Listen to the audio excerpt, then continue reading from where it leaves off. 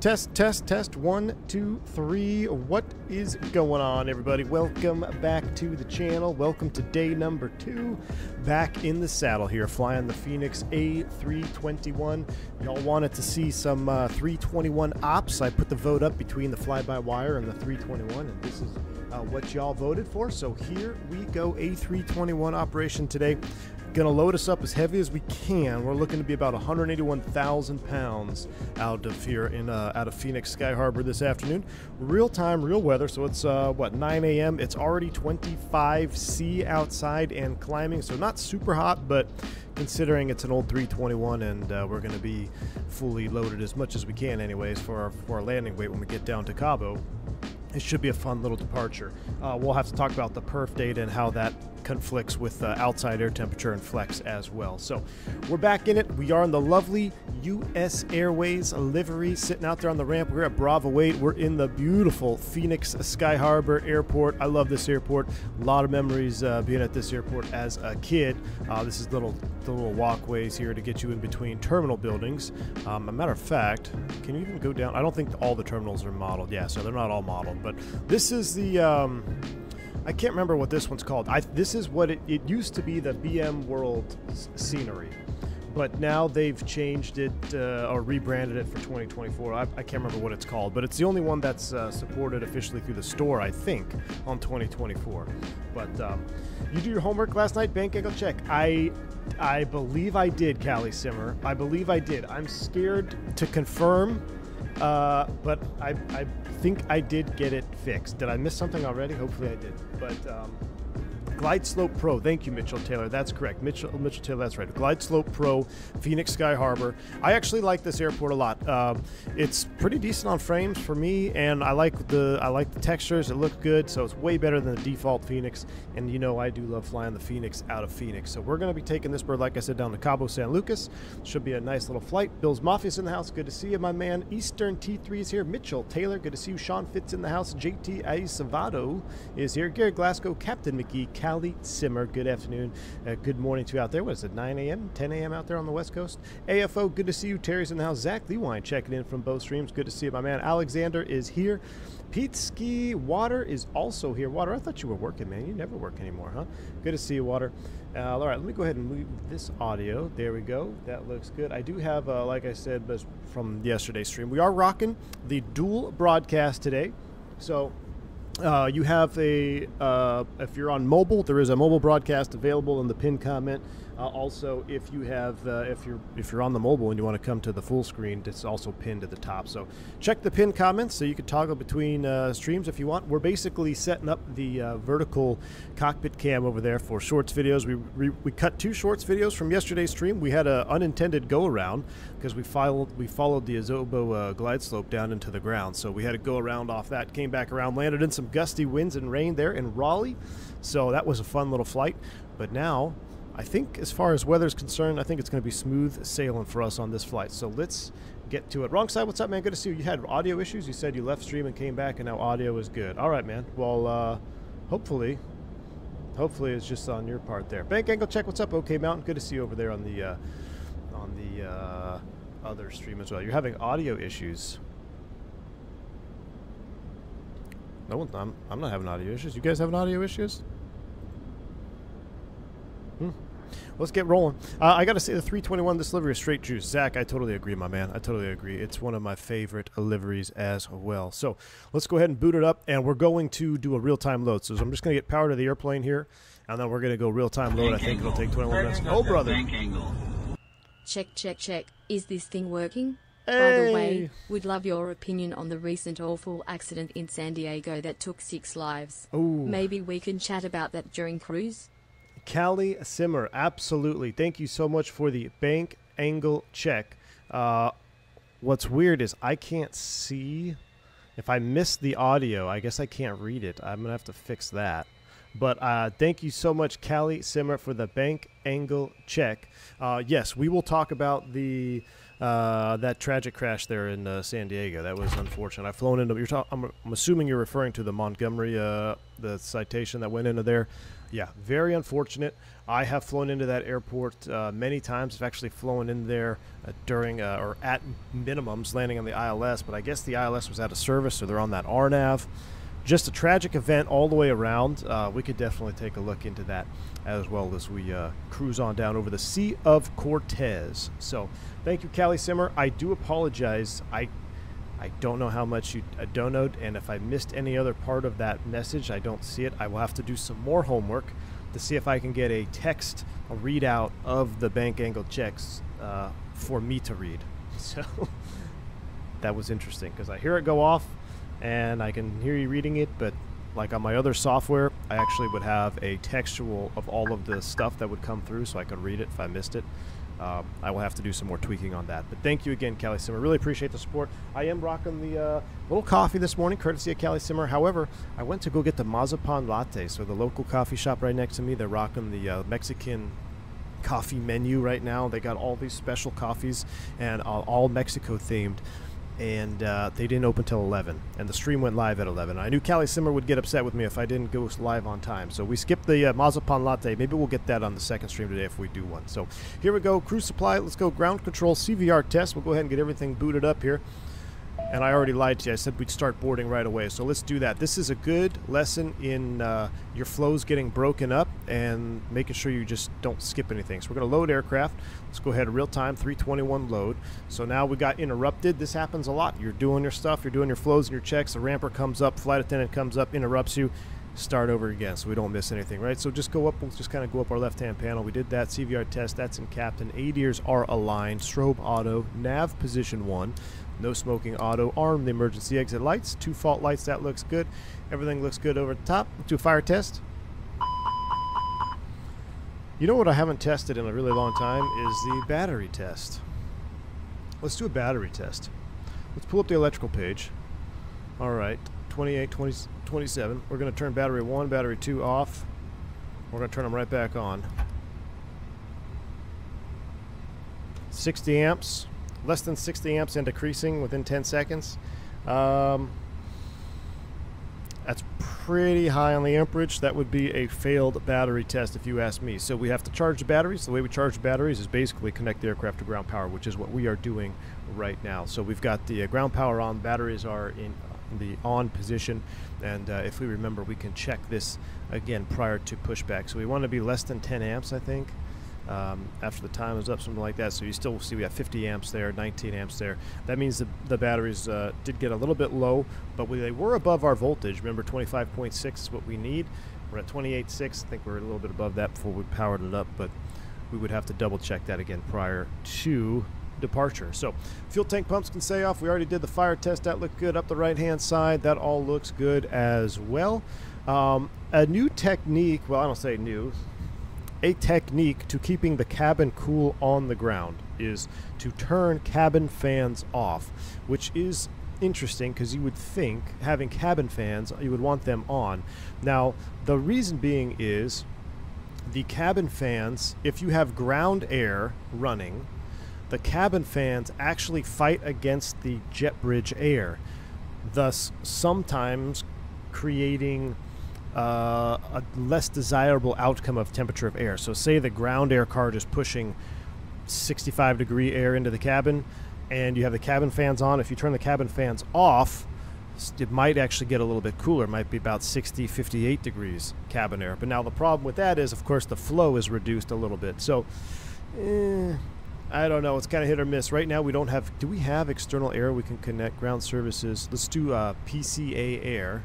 And let's see if it brings our cabin down, because right now you can see it's super hot. Here comes the ground air. You can see our temps are decreasing.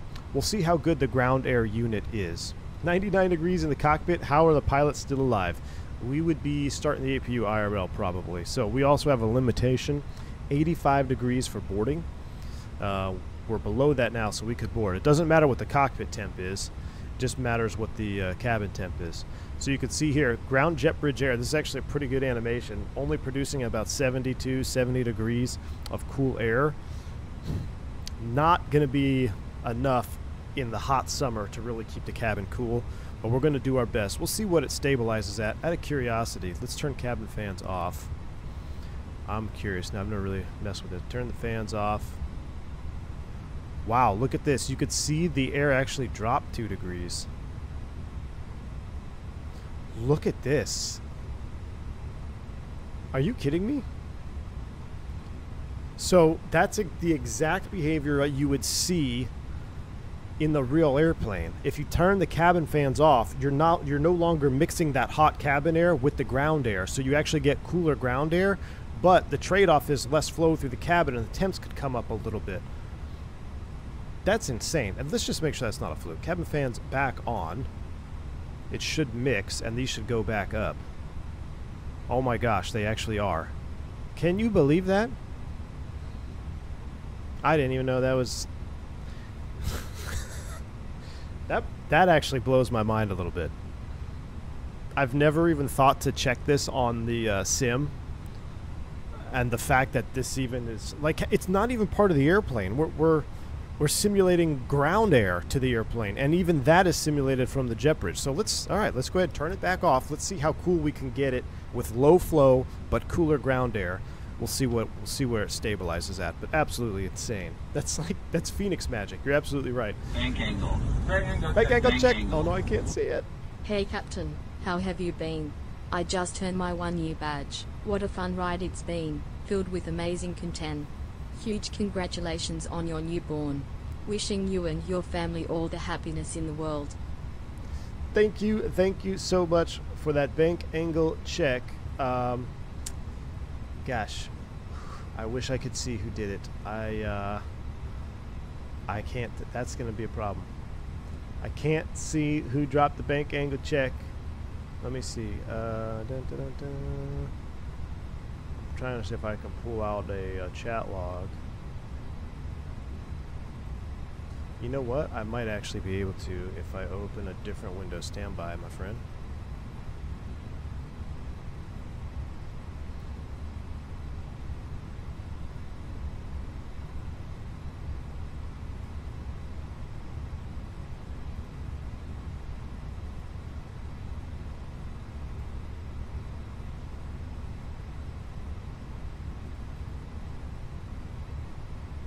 Aha! Now I can see a chat log. Okay, I just have to check a different tab. Who was that? Captain Medi. Thank you so much for the $10 bank angle check. Really appreciate it. Thank you for the support. A 1-year badge. That's absolutely fantastic. Thank you, and thank you again on the congrats. I mean, newborn is doing good. It's newborn actually slept a little bit last night, so that's a good thing, right? We got some sleep. I'm feeling a little bit more juiced. We're going down to Cabo for a little Mexico vacation.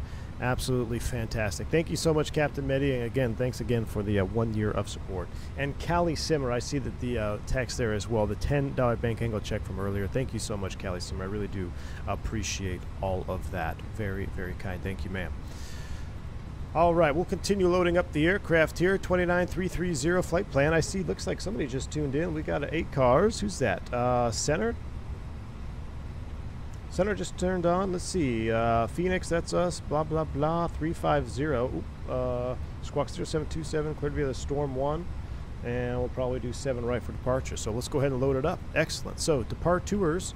We're going off runway 7, 7 left.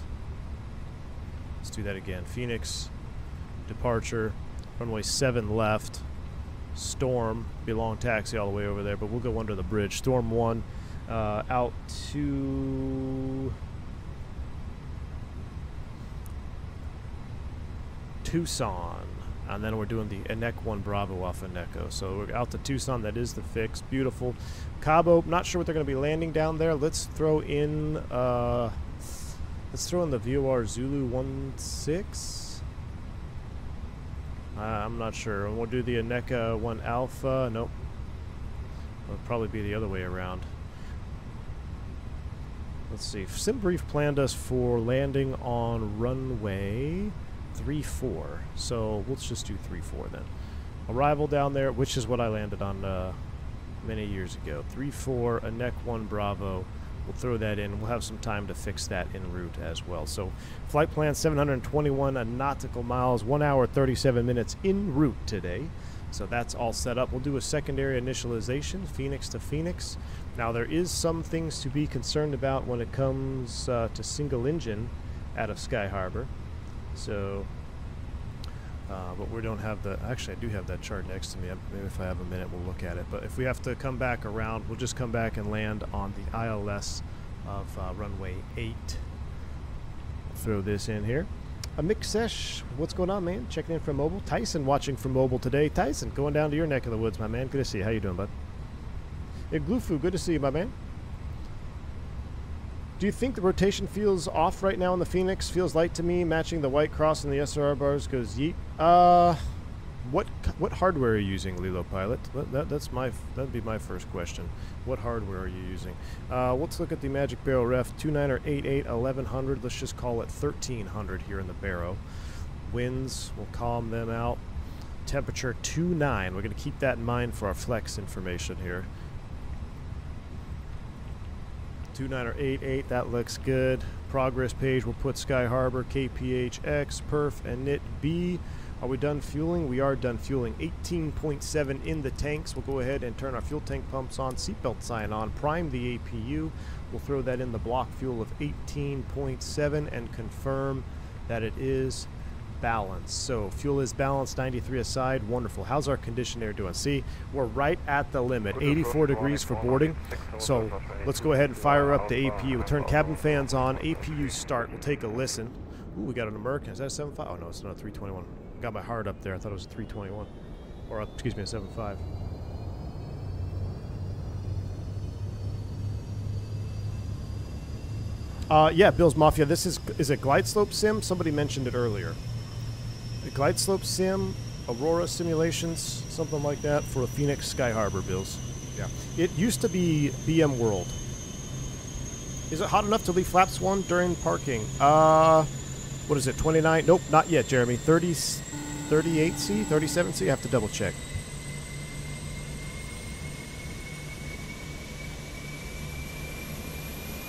Roy Van Con, thank you for the 6-0, my friend. Appreciate the 6 Euro super chat, man. Dad, congratulations to you and your wife with the newborn. A lot of luck and great sleepless times ahead. Roy, thank you so much, man, for the kind words. I do appreciate that. Yes, a lot of sleepless nights, but last night we are blessed. We got some rest, chat, so we're feeling good, and we are ready to do some flying. So APU is up and running, but thank you again, Roy. Chrono is on. Let's come over to actually, real quick, since we have our PDC up, let's throw the squawk code in there. It's a squawk of 0727. Man, I like these squawk codes. 0727 on the squawk will put you in TARA. It will turn you on 0727. We're going to contact Albuquerque on 132.8. So we'll just go ahead and tune that into COM 1. Right click, tune COM 1. Love it. 32.8, 22.8 on standby, waiting for our fuel on our final load numbers to come in. We got the chrono going. As far as the SID is concerned, cleared via Storm 1 Tucson, climb via, expect 350 in 3 minutes. So we're climbing via. So let's go to our Navigraph. There's our SID. The top altitude, set this on our mini FCU, is going to be 8,000 feet. That is set. All right, we'll go back to mass and balance. We are about halfway there. Excellent. Sit back, relax, and enjoy the boarding. Did BM World rebrand? I believe so. I believe so. I think it's Glide Slope Sim or something like that. Plain Crazy Mikey, I love it. I agree with you. 1229, contact forward center 135. This livery at this airport is just so iconic, my man. The only one that's more iconic is the America West baby blue. And the America West like teal and green. I like that one as well. But absolutely.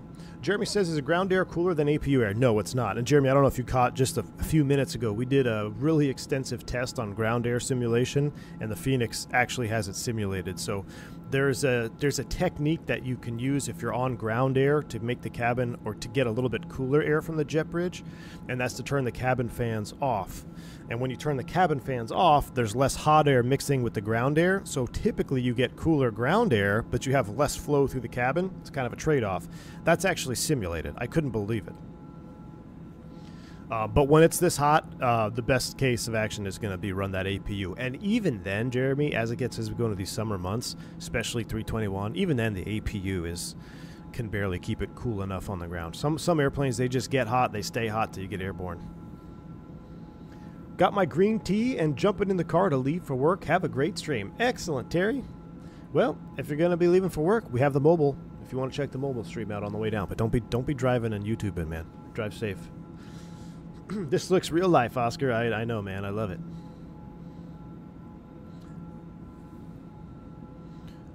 So I just want to make sure my views are bound. Yeah, all my views are still bound. This is the one without the window over here. Okay. All right. So there's 3 minutes on our timer. So we're going to go to ground services. We're going to request disconnection of the ground air, and then we're going to turn on the APU bleed air. The reason you want to disconnect ground air before you turn on the APU bleed air is because you could have chattering of the valves downstream of the inlet valve or something like that. So there's this thing where you're not supposed to run ground air and APU air at the same time. It happens sometimes. It doesn't happen sometimes. Airbus says you shouldn't do it. It could lead to fume events. It could lead to damage. I've never got a straightforward answer, but technically our procedures are to not use APU bleed air with the portable ground air. Can you start the APU sooner when it's hot instead of ground air? Depends on your SOP and the captain. What are the temps? Sky Harbor right now, real world, real time, is 30C outside, 30C. So that's a good thing to note while we think about our perf data here. So I ran some perf numbers on SimBrief, and it gave me some interesting readings. So let's go ahead and run this. I'm going to do a prelim sync and calculate, see what this gives me. Chat, what is a reason that would cause you to go Toga in hot temperature environments? So even though your perf data comes back with a flex, what is that limitation that we have to be careful of? Flightbeam was onto it, put a tracking bit in download sceneries when they got bought, then found the tracking bit on sceneries on a certain piracy site. It was the same one, the owner of BM Sim. Interesting. Within 10C, yes, it is. So, 10 degrees of a flex temp within the outside air temperature. So now the Fenix is, I'm going to compare numbers. So the Fenix optimum, oh, you know what? Hold on. Let me, you know what? I never reloaded. Dang it. I wanted to load the heavier one. What's our planned 18? Yeah, see, I have a different. Okay, so what I'm going to do is as soon as this boards, we're going to reload. Can we add weight? Dang it. I reran the numbers on SimBrief and I never reloaded it in the Fenix. So the SimBrief calculation is giving me speeds of 39, 52, 55 with a flex temp of 35. The problem with a flex temp of 35 is the OAT is 29C. We are within that 10-degree buffet margin of outside air temperature and selected flex temp, like y'all have mentioned in the chat, which is good. We got good Airbus connoisseurs here in the chat. So if that is the case, you would indeed have to do a Toga takeoff. So 10 degrees flex temp within your outside air temp being 29, it's 6 degrees off. That would do it. Now, the Fenix is giving me different numbers because I have the wrong load sheet. So can I, without screwing this up, I want to reset my flight, import my newest flight. Okay, beautiful. Now I'm going to go mass imbalance, load aircraft. We're going to just instant load it, dismiss. Look at that. So now that's what I want. These are the weights I wanted. So let's send these to the McDo. Let's run a takeoff. We'll go ahead and sync final, sync live, calculate. Ooh, 48 on the Fenix. I'm going to go ahead and run a, with packs on, see if it changes it at all, 45. So the Fenix number is a little bit more conservative. Radar, hello, It's giving us 45, where SimBrief is giving us 35 flex. We're going to go with SimBrief, and we're going to go Force Toga, yes. Flap 1. Actually, let's do no. I want to see. You're clearly 47. Force Toga, yes. Flaps 1. Maintain VFR and call me back when you're coming back. All right, so we're going to do these numbers: 51, 57, 60. Flaps 1. Roger, apologize. We continue and clear for the Bravo, and we're leaving in approximately 3 minutes. There we go. Those numbers look good. Perf over to the speeds. 51, 57, 60. Flaps 1. Toga set. Packs on. Migs, thank you for the 13 Canadian, my man. Appreciate you. Second, the congrats. All the best to you and your family, my man. Hey, Migs, thank you so much. Very, very kind. Thank you for that 14 Canadian super chat, dude. Very much appreciated. And I will pass it along to Mrs. V1. She's the one doing all the work. All right, so everything has been loaded. Is that going to reset my charts? I think it will a little bit. Not really, though. Okay, good. All right, so we are ready to go. What's we got going on down here? Status page, Cat 2 is in op. 1422, I'm showing you 300 feet low. Verify your altimeter set to standard. I wonder why that is. Why do we have Cat 2 in op? Everything's aligned. Aligned. All right, well, let's go ahead and get out of here. 2496. 2496, go ahead. 2496 is as a 22-1 POV, airline good here to Kilo Hotel, India, request flight following. All right, we got, let's see, 163, you take off 220 plus 6. 2496, Kilo Hotel, India.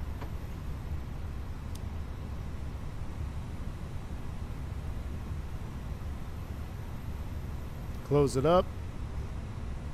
2496, squawk 2651, IDM. Here we go. Morning, D-Doom. What's going on, my man? I'm a fan of anything Cactus out here. Header is readable on mobile now, but destination is truncated to 2 letters, better than yesterday. Plain crazy, Mikey. So the destination. Thank you for the feedback, my man, over there on the mobile. The limitation with my current overlay is I cannot resize the destination top header. Now the progress bar that will fill in along the flight on the cockpit cam is accurate, but the destination is cut off. And until Volanta allows us to customize the size of that, they can't fit it on that portrait mode. So tried my best, but I did drop it down a little bit. Glad it's a little bit more readable, man. Appreciate you. All right, Vodka's on the jump seat. We're ready to go. Joe Plains, what temps do you get in the cabin? I remember you mentioned keeping the knobs at 10 o'clock. Yes, so right now, this is what we'd be running. Trying to cool it down. Yeah, see, it's way too hot. It's 84 in the back, so we're doing our best. Players on the board flight 347 service down to Cabos, San Lucas. You do know it's a little bit hot back there in the cabin. It's just kind of hot outside today. This airplane's having a hard time keeping up. So once we get the engine started, it'll cool down rapidly. We do appreciate your business. About 1 hour, 37 minutes en route down to Cabo this morning. Cruising over there at 33,000 feet. Thanks again for flying US Airways and welcome aboard. All right, you ready?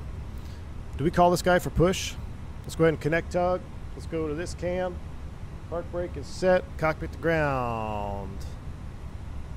Ground cockpit, go ahead. You ready for brake release? Stand by. Yes, sir. Go ahead.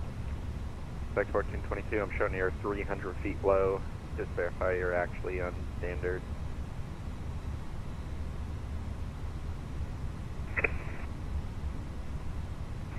It's okay,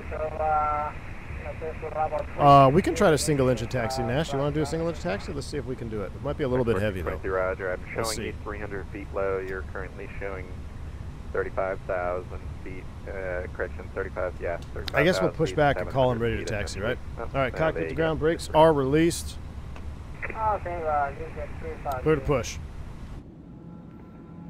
Albuquerque Center, good morning. Southwest 1243 flight level 350. Cockpit to ground, you're clear to start. Albuquerque Center low, when able to clear Turkey. Starting engine 1. We'll go direct Turkey now, Southwest 1243. Albuquerque Center, good morning. Southwest 1920 on the ground. Phoenix, got a quick question for you. Go ahead. Is taxiway Bravo on the ramp? Taxiway Bravo is a taxiway, so negative, it is not known. Alright, Southwest 1920, request push on taxiway Bravo.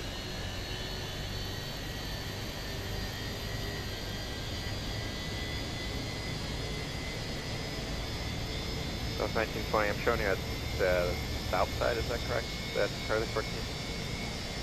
That's A firm. Yeah, you're not anywhere near Bravo. Line 8 is right behind you. The lines are not controlled, so call short of taxiway Delta, ready to go. Alright, my apologies. I thought that said Bravo. I'll give you a call back. Albuquerque Center, good morning, sir. Southwest 33 Center Diner, Flight 35. Copy, we're on push complete, set brakes. Bravo, Lima. Brake set. Clear disconnection with the pin out front. 3379, African Center, last flight reroute to Albuquerque today. I was ready to copy. We should do 2 engines to cool the cabin, but 33 Center Diner. we'll see what happens here. We got an avail light. 3379, I have a flight reroute into Albuquerque. We'll leave the ready ABU to on. copy. Yellow electric pump is on. We're ready to copy. Technically, we should do the bleed off, or we'll turn the bleed off. We'll see what it does with one engine. All right, single engine APU bleed is off. Flaps coming up. That's armed. We're doing flaps 1. So 3379, you cleared the Albuquerque airport via direct to Mali. That's Tango Mike Alpha Lima Echo. To join the Burrito 1 arrival, that's Bravo Romeo Romeo Tango Oscar 1. All right, let's go ahead and pull up to Bravo. Is that an auto? Yeah, it's an auto. Can you say the first one? Hear the yellow hydraulic pump? Arrival, please, Southwest 33 Center Diner. So 3379 is in the chat now. It's to Mali, Tango Mike Alpha Lima Echo to join the Burrito 1 arrival. Bravo Romeo Romeo Tango Oscar 1. Man. A little bit of stutter there on the ground again. Molly and yeah, we're going to be too heavy to. Yeah, we're for Microsoft Physics, we're too heavy to do a single engine. Let's go ahead and fire up number 2. Let's go ahead and start 2. Brakes are set. Yellow electric pump is on. APU bleed is coming back on. We're 182,000 pounds here. Let's go ahead and start 2. Waiting for our bleed pressure to come on. There it is, 32, starting 2. Direct Mali. I'm gonna need this guy to figure it out over there in frickin' direct Mali. Correct. Yeah, you're unable to clear direct to Mali. Tango Mike Alpha Lima Echo.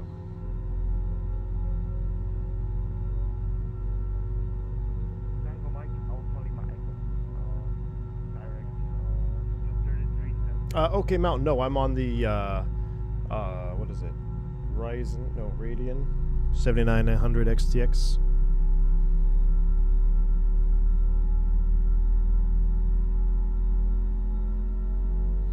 They removed that limitation, Joe Plane, for us. Used to be 40% or 1.05. They actually removed that. So you can use as much as you need to, just be cautious. That's our latest situation. But yeah, I do wonder why we get this little bit of a stutter on the ground. Oh well, we'll deal with it. Alright. Where's the invisible line? There it is. He may give us runway 8, we'll see, but probably 7 left, somewhere around there. Let's give him a call. We're going to call him up short of Charlie, I guess. Let's do an after start. Boom, boom, that's set, that's set. APU bleed is coming off, that's coming off. We're ready. And Albuquerque Center, Cactus 357 on the ground, Sky Harbor, ready to taxi with information, Foxtrot. Wave squawk mode Charlie, please. Who is that for? Cactus 357 Albuquerque Center, runner 7 left taxi, Charlie Sierra Echo, follow company A320 ahead of you. Charlie Sierra Echo 7 left for Cactus 357, will follow company. Ooh, here comes America West. Is that my sim stuttering or is that him stuttering out there? Southwest 1920, ready taxi direct from left via Foxtrot. South 1920, running 7 left taxi via What Echo. is that? What is going on with that guy? Taxi Echo 07 left Southwest 1920. Alright, here we go.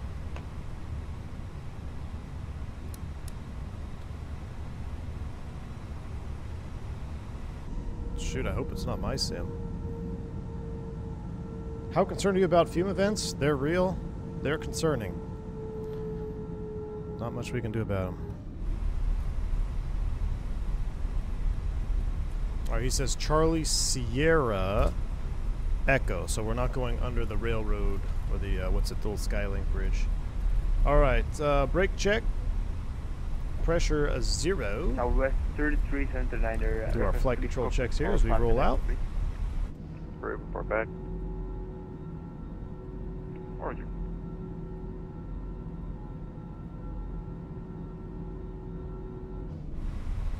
I'm taking a 321 LR next week for the first time. Are the LR newer and this one is in the sim? Yes. Again, 2623 Albuquerque Center, lower, 7 left, taxi, Charlie, Yes, it is. Sierra Echo, followed company 3. This particular one is a 2013. U.S. Airways in front of you, A321. Do the extra hot temps affect the APU's performance in any noticeable way? Migs, yes they do. Makes it much more challenging to cool the cabin. Alright. 607, hold short of Echo on page on? Alright, let's do a flight control check. Full up. Echo on Sierra, Full down, neutral. Full left. Full right, neutral. 0.9 is what we need on the trim. 0.9 is set. Rudder. Full left. Full right, neutral. That looks good. Flight controls are checked. Auto brakes max. Takeoff config checked. Didn't arm you, I guess. I'm waiting on the cabin. Radar PWS is on. Auto TRA, we're looking good. Looking for 607, Sierra. number 2, follow the southwest to your left, continue taxi. That cabin. Southwest, continue taxi. Just got Flight Tampa Kitech converted from P3 to X-Plane 12. Ooh, in the Felis Shakovic. That's gonna be some spice, my man. Alright, Sierra is the first left here, so we'll make a left onto Sierra. Waiting on the cabin. FedEx 1422, contact Los Angeles. 300 viewers, 85 likes, unacceptable.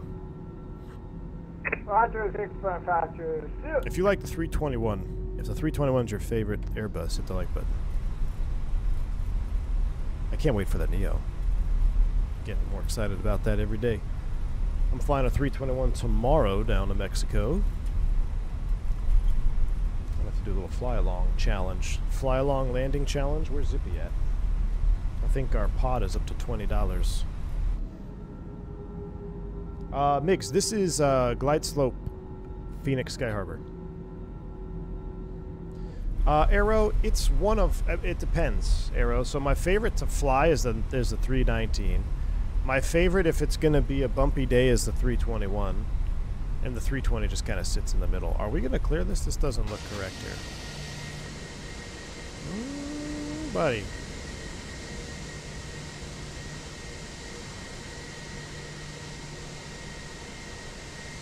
Oh, that's cool. Got the cars down there in the terminal building. Bridge is a little off, I think. There might be an update too. I haven't updated this since I bought it. Migs, this airport looks great at night though. Sunset out of here is fantastic. What's up, Infield? Good to see you, man. Question for me, do I ever fly the 318? No, I've never flown the 318. Charlie Sierra Echo is the second right-hand turn. So here's Delta. And there's our America West down there.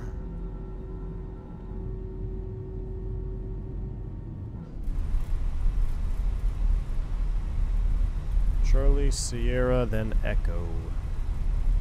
Infian, yeah, I am. I should be. I was. Am I? You tell me. South 1921, 1105, on a south left, clear for takeoff. 7 left, 1 knots, correct takeoff, southwest. Added you as a friend, except so your logo is green. Nah, you have to find me. Dedication. Vodka, you get your Honeycomb Bravo fixed yet? Mr. V1, I'm taking the 321 LR next week. Is the LR newer than the one you're flying?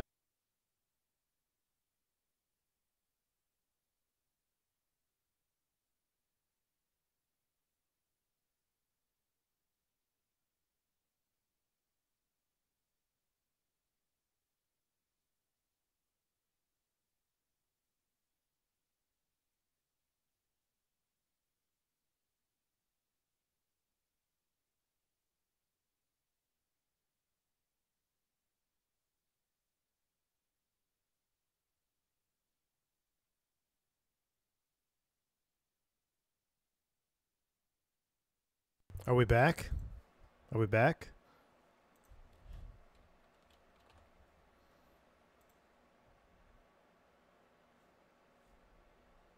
Can you guys hear me? We are back. Chat. I don't know what that was all about.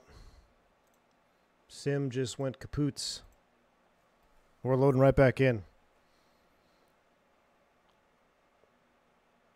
Off to get the marzipan latte. Hold on. We're going to load back in on the runway. We were almost there. Give me a second. We're going to load right back in.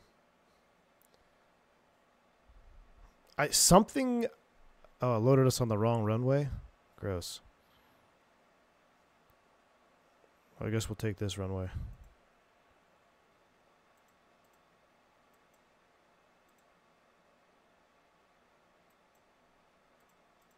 Hold on. We good. We're resurrected. Watch this, chat. We can... The Fenix has got it going on. We'll go panel states ready. Activate. We'll load our stuff up. We're getting right back there. Hold on. I think something was going on because the stuttering. Something was going on from the get-go. We'll do instant load. Beautiful. Speeds. Sync. Let's go back to our weights. We'll send a McDo. Calculate. We're doing a Toga. Flaps. Packs on. Send a McDo. 8,000 is set. Get our lights on here. Just it crashed and it just rebooted on me. Just a straight up rebooter crash. Let me reset my a mini FCU here as well. All right, mini FCU is not back. Stand by.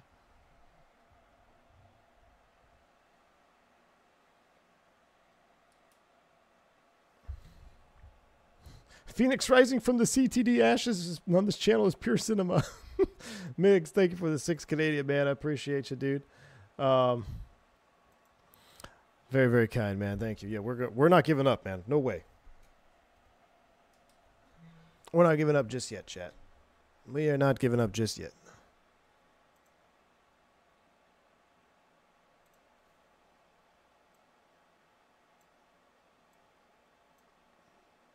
We are not giving up yet. What'd I just do? All right, we're coming back. We are coming back.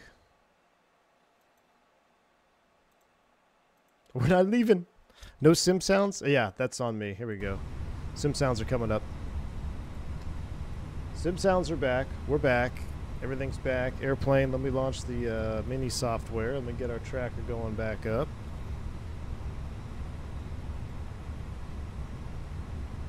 Whew. All right. That's back. We'll set 8,000. Sounds are back. Flaps are config 1+F. Flight controls. We'll do all that. That looks good. Things are connecting. I'm not going to connect back to the network until the... we get airborne, all right? Let me check the, yeah, the vertical, we need to get you fixed as well.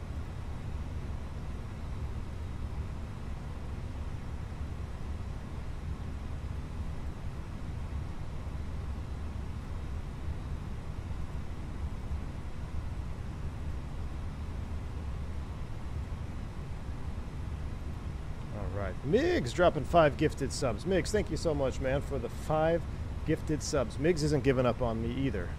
I appreciate you, Migs. Thank you so much, my man. I appreciate you. 5 gifted subs. We're not done yet, Chad. I'm not giving up. Oh, you know what? I need a reboot. The Lanta. I think that might be what's causing that issue there too. Welcome aboard the CTD simulator. Listen, I wonder if it had something to do with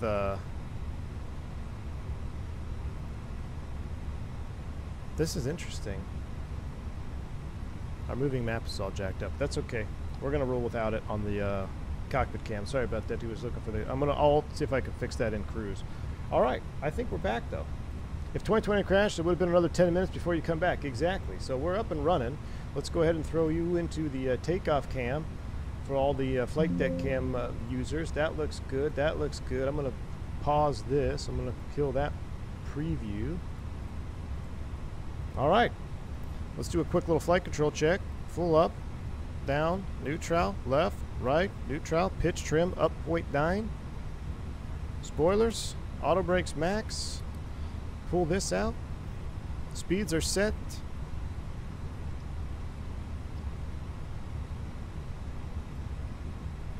Are you gonna come back? Yeah, I'll join. Oh, I gotta get our flight plan back in here. Whoops. Let me do this real quick. I'll join as soon as we get airborne a little bit.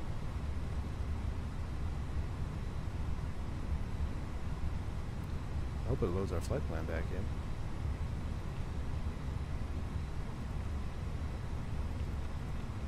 I'll have to do it manually.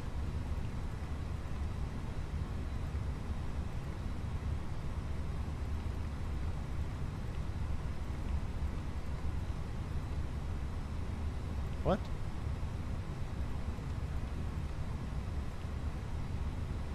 Mike, Sierra Delta. Weird. Check QNH, yeah, we'll get those. We'll do 88, we're going up to 350. Or Cactus 357. Boom, boom. Perf speeds, Fenix, 7 left. Storm 1 Tucson. We'll deal with our arrival once we get a little bit closer. Fuel predict page. How's our fuel on board? 19.6. That looks good. Magic Barrel ref update. All right, constraint mode 29 or 88. We're set, chat. We are set. It says 0.3 on the fuel on board on landing. That I'm concerned why. Oh, distance 1,100 miles.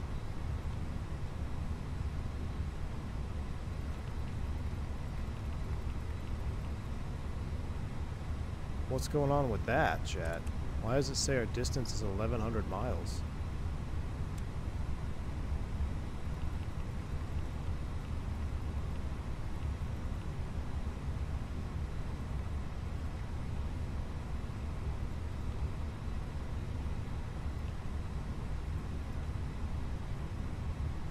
Got to go through ATSU and initialize there first.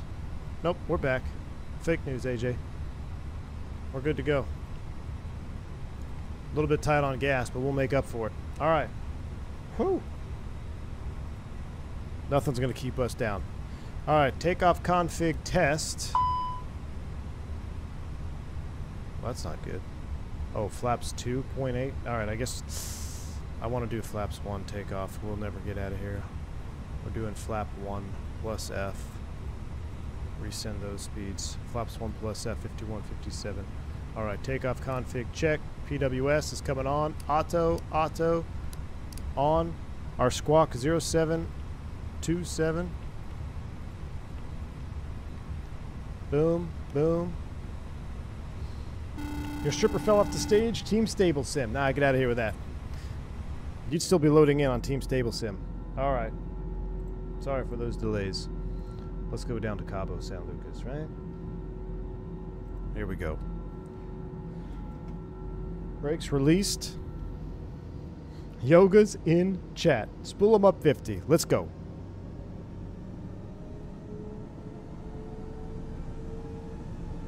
Oh, gotta turn the sound up. Yoga.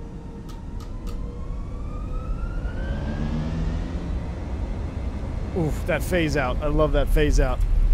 Mantoga SRS auto thrust bleh.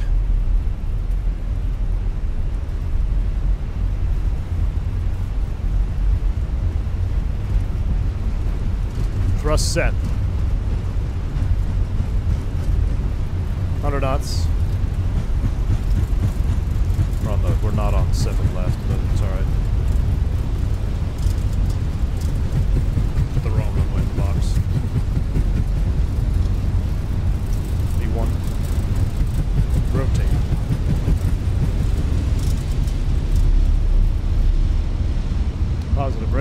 Gear up.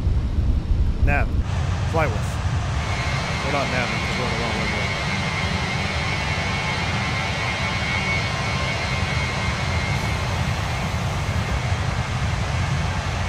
Gosh, it flies so nice. Alright, so since we took off on the wrong runway, come to the right a little bit here, see if we can't get on that.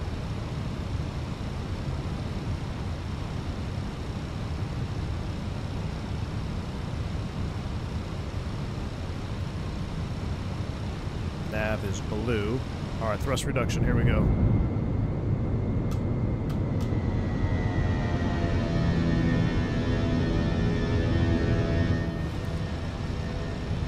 Thrust climb, open climb. Nav blue. Lowering that nose a little bit. Let's see, we are heavy though. What's our min clean? Min clean speed is going to be 234. There's nav. We're going to maintain our flaps. We'll do an auto retract on this one here.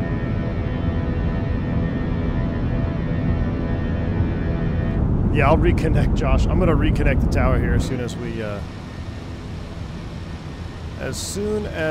get out of the airspace here for departure.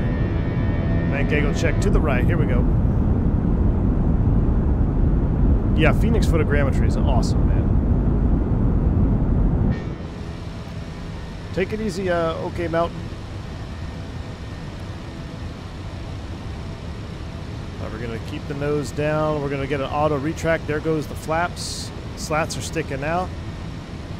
And now here comes S-speed flaps is 0 after takeoff checklist.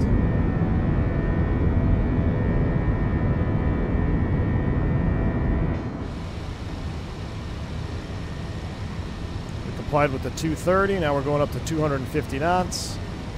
Clean. Beautiful. We got a company message that's going to annoy me. Let's pull that out. It's just our load sheets.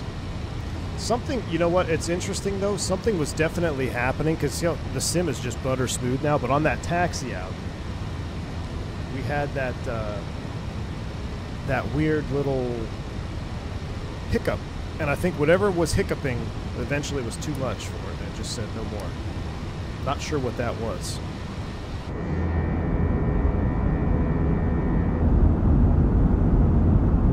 I love climbing out of Phoenix though.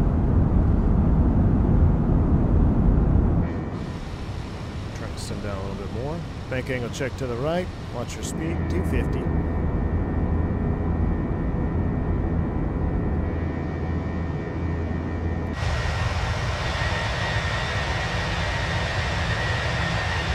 I love the 321. Bank angle check. Alright, 7 for 8. We'll level at 8 and then I'll attempt to reconnect.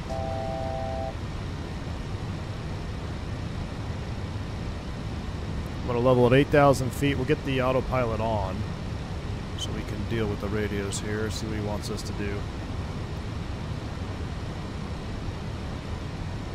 Speed alt star 8,000. Get ready to engage.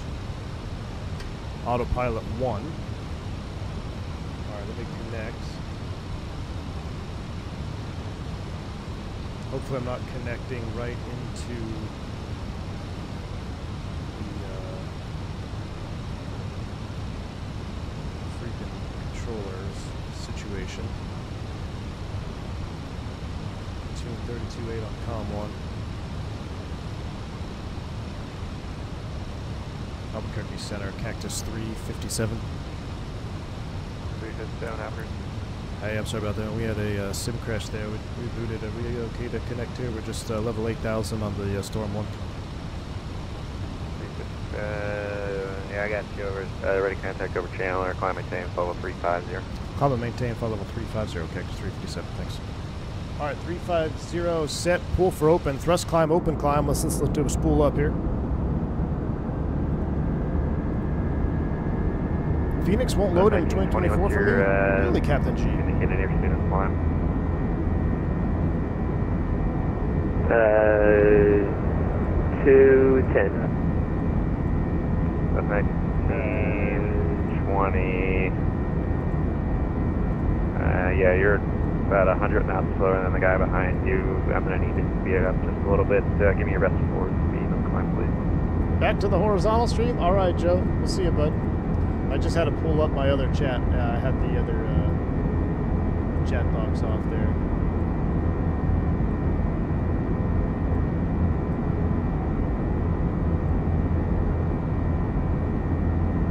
All right, we're back. We're cooking with gas now. We got everything running up.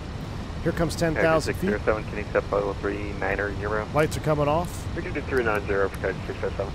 Oh, forward call. 607, roger, climb, stand level 390. Out of 10,000, we'll copy the active flight plan. Nothing to change in hard tune. We'll put in Mike Sierra Delta in the prog page. Make sure COM 1 and COM 2 is monitoring Delta operations. We'll throw you into airports. Take a look at our optimum max 35. He's got us climbing to 353. It'll be tight. We'll see. We'll have to come back and check on that. Let's lower this to remind myself. Vertical stream, nice for takeoff and landing. Horizontal, better for everything else. Absolutely, Joe. That's kind of what we're going for too. I'm going to. I'm using that going to be mostly for making the shorts and stuff. Traffic 12 o'clock, 18 miles. All right, noise canceling headphones are on. All right, we're cruising now. Airbus 321. All right, thank y'all for hanging with me on that. What's good, Steven? Good to see you, my man. Delta 2082 traffic, opposite direction, 12 o'clock, 17 miles. Header's blank for you. 330, a 737. Yeah, I think I'm looking at the map tracking, and it's I almost think I'm going to restart the tracking software. I wonder if that has something to do with it. We'll see. I'm going to restart the header and everything for you guys. Why is the standby compass deployed? Avpalo, because I want to remind myself that our max is 35.3, and when we get once we get up here a little bit higher, maybe through 18,000 feet, I'm going to double check our altitudes, and then I'm going to maybe request a lower altitude, maybe 33, just for a few thousand, just for a few miles, or a couple, maybe, I don't know, a couple of minutes at least, so we can burn some more gas before we go all the way up there. Technically, we could go to 35 right now. The max is 354. Our cruise is 35. Our optimum is 33, however, and it would be a little bit tight. So it would be a pretty lengthy climb out, and as long as it was smooth, I'd probably be okay with it. But if it starts to get bumpy, I mean that window gets tight in there. So all right, Barnyard Storm Tucson. Oh, we need the rest of our flight plan to load up as well. That would be bad if we just continued flying and not have our flight plan loaded in. Why do I need the compass? Because the compass is abnormal, and it reminds me when there's something abnormal going on. After Tucson Airways, we're going to put J92 to DASFU. So I'll drop the compass for other things too, like say something gets broke while we're boarding, maybe like an armrest or something small, and now we need an amendment. I'll drop the armrest to remind myself that, hey, dummy, don't leave the gate until we get our armrest amendment filed, you know. So anytime there's a little abnormal, I drop that standby compass. All right, to Aneco, and then from Aneco we're joining. Beautiful, that all syncs up. Aneco 1 Bravo. Our flight plan is back loaded. Aft passengers are still cooking, are they? Let me take a look.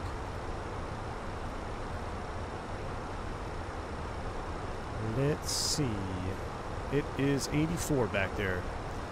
Yeah, let's try to cool this cabin down. Max cool. Landing at destination? Hey, why did we have that compass down for? Exactly. Exactly, Wine. Appreciate you, man. Checking in over on mobile. It says, gotta say, the addition of the vertical stream is nice for mobile. Good to have both, and this is the normal stream too. Awesome, Zach. Thanks, man. Yeah, I didn't want to take anything away from the main platform. But yeah, just to have an additional. And I mean, and that's the benefit of the new software that I'm using. I just have to get used to it. You know, I've been using the same stuff for 6 years, and now I'm changing it, so it takes a little while to get things all back up and running smooth. We'll turn this thing down a little bit more. It's getting kind of loud in here. Wingnut's in the house, though. Are you out flying today, man? Going out over South Phoenix. Actually, we're way out over Casa Grande now, aren't we? Getting close to it. Tucson up off the left there. They need to fix the shadows, though. You see how the shadows on the windows still bother me. I wonder when they're going to fix that. Reserve call. Gross. Business class upgrade for travel privileges with 5 One World carriers launching today? Really? Well, that's pretty neat, T-Mac.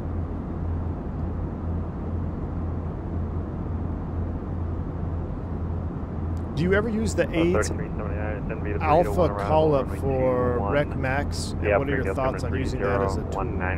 8 Alpha call-up. No, I've never done that, Mackie Dog.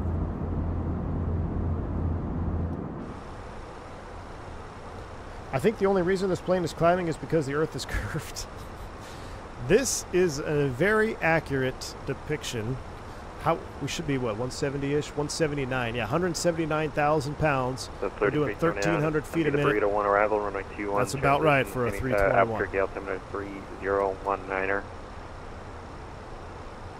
Matter of fact, what we might do is 330. We'll keep our speed up. Cabin altitude is doing the weird bug thing here.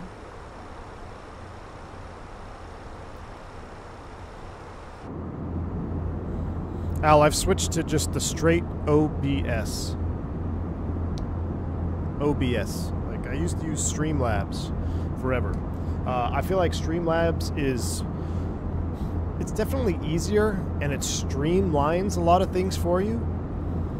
However, it is very intensive on the PC as far as processing power.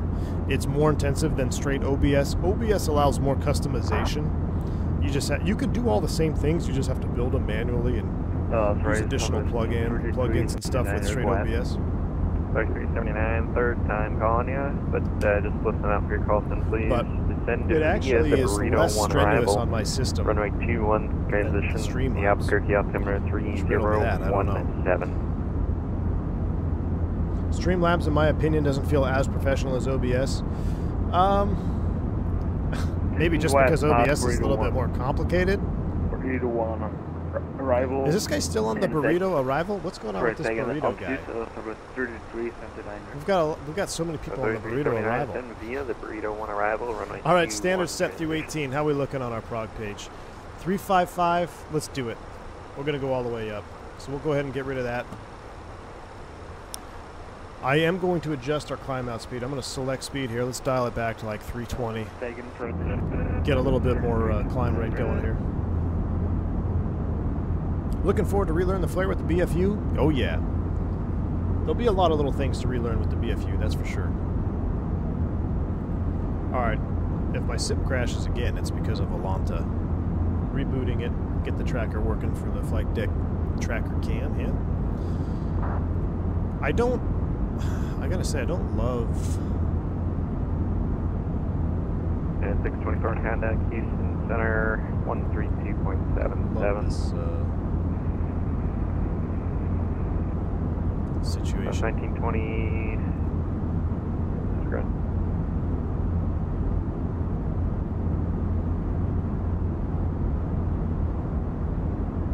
This is where Burrito 1 arrival from the 21 to 1 transition. 3379. Route 1920, Moza Force is closed. Radio system is terminated. Train correction. Radio system terminated. Change variable. Yeah.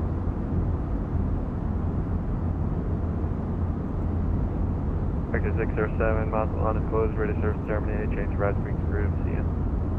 Where do you got? Thanks for your ATC. Have a great day. Cabos 607.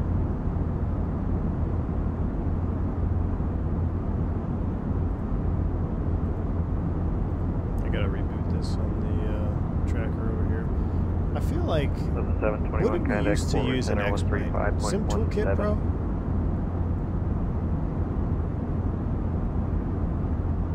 Alright, tracker is Ball updated. 30, Denver's closed, ready to surface terminate, if you change grooves, CN.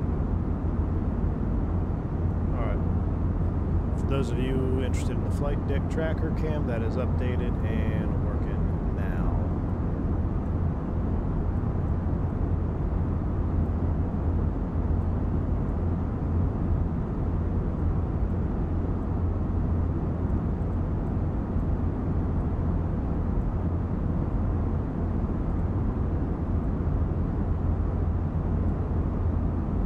What's that clicking sound? That's me clicking my mouse, dude. Sorry. Alright. I just had to reset everything. We had that stream crash early on, so I had to get all caught up. But we're all good to go now. We're back. GPU and CPU, Bernard, exclamation point specs. We'll pull it all up for you, I think, if Nightbot is here. If not, it won't be. Let's see. Maybe Nightbot died too. Maybe I've got to reconnect him. There it is. Garmin Pilot had a major upgrade. Now we have smart charts. Any thoughts? I'm not familiar, Bearded Aviator. Smart charts. What does that entail? Does that entail like moving maps stuff? What is smart charts? I managed to install the IAEs for the Flight Factor 320 on my lower end PC. Works great. Works a treat. Nice. Yep, Denver's closed, ready to surface terminate, if you change If the sim crashes again, just blame me. I will. Once you get your settings figured out in OBS, share them with full flap. That guy's production quality sucks. Oh no, that's gonna have to be what do they say? Do your time, pay your dues. That's a pay your dues. Wigna, do you use OBS or Streamlabs? What do you use?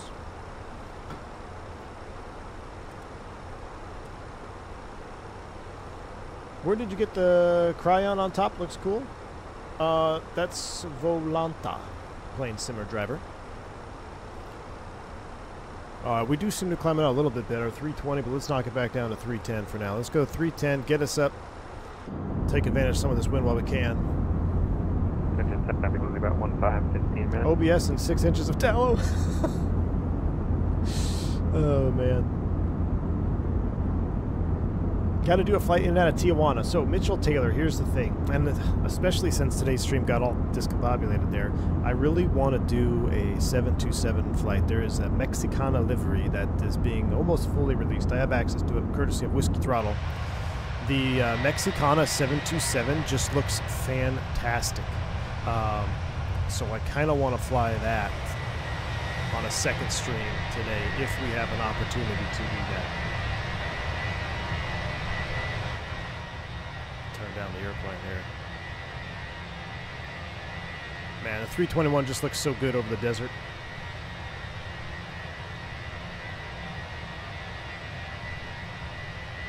I'm just glad. It's actually, that was a good test though. So we were able to basically restart the sim and reconnect to the same live stream. So that's good. That all worked out then.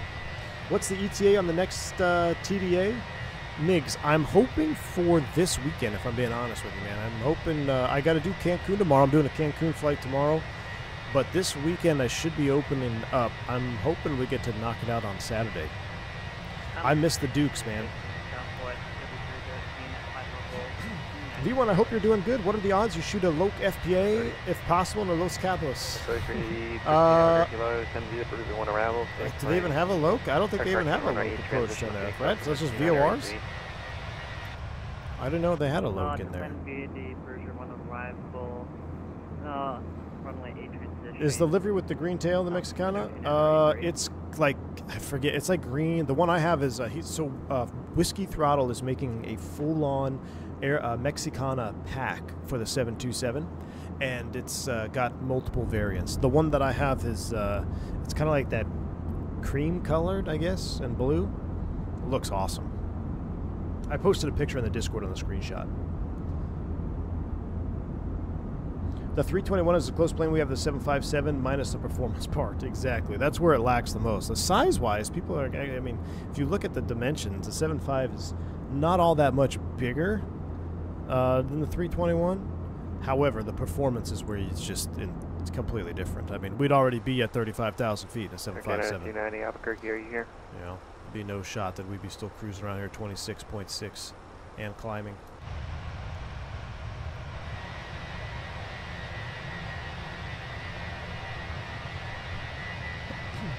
What did full flap say? Did I miss something? I heard Big Sim was talking smack. Flying Kennock, what's up, man? Good to see you. V1, hope you're doing good. What are the odds? Oh, I already read that one. Low FPA. No, I hopefully not. Hopefully we don't have to shoot one of those. How often do you step climb on your normal routes? Douglas, when I'm flying something more than 700 miles, 800 miles in a 321, then we might start looking at step climbs.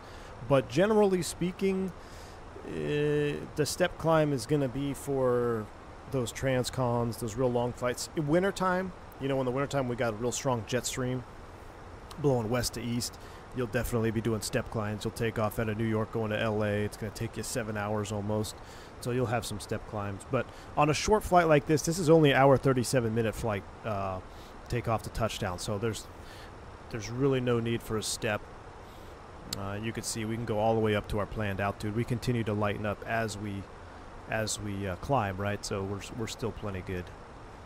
357 max. So we're looking good. Are my strobe lights on? They should be. Are they not? We did have to reset everything. Yeah, strobe's on. Everything's on.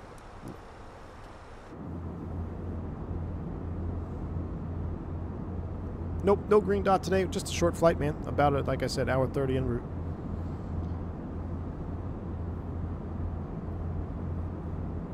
Is there such thing as a step down? Maybe not planned, Bill's Mafia, but yeah, we absolutely do step down. So on a long flight, if the ride is rough, and let's say you want to cruise at a lower altitude, what you can do is you can, like, we'll do this. So we'll copy the active flight plan. I'll show you. So I'll copy active. All right, I'm going to go to secondary perf or secondary init. All right, so that's at 35. Now, if I go here, it should tell me, okay, fuel on board 7.7. But let's say we want to step down because the rides are just terrible at 35. So what we can do is we go secondary init, and I'll change the cruise altitude. Let's say the ride, they say you got to get below 30 to get a smooth ride. So let's do 27,000 feet cruise in the secondary. Well, it should let me. Flight level 270. It won't let me do it in the secondary. But then you would go here, and your flight plan fuel would be accounting for that 27,000 feet. So that would be a step down. But you typically don't plan those ahead of time. That's just, you know, you try to get up and be as efficient as you can, and then if you got to go down, you go down. I wonder why it won't let me do that. Let me delete the secondary. Now let me go secondary, init, copy active, secondary, init, flight level 290. Huh. Yeah, something that's not working in the Fenix right now is modifying the secondary cruise altitude.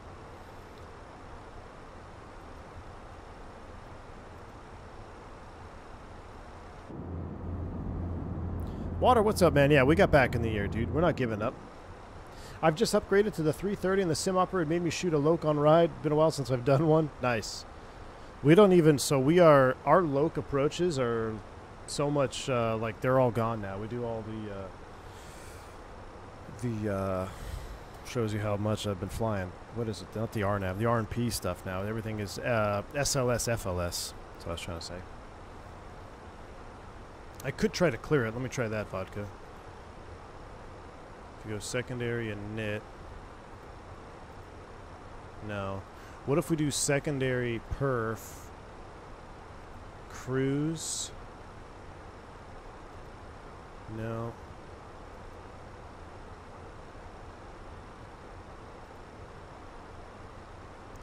Let me try,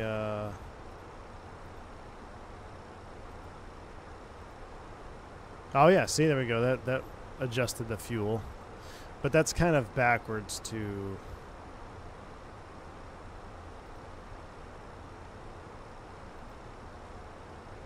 how we would do it. This is still calculating a cruise at 35,000 feet.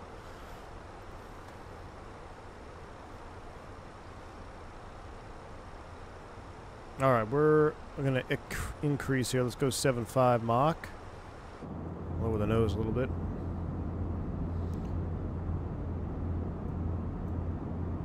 So you're inputting all this when the ride is rocky. Does it get hard to see the text? No, not really. It's much easier to see the text on an Airbus McDo in turbulence than it is on a Garmin 750 and a Beach King Air. No, I won't take 299. I won't take any of it. I think it's just kind of, there must be a bug or some type of lockout. I'll see what happens when we cruise. I'm going to re-cruise this once we get up to cruise altitude here, and then we'll take a look at it one more time.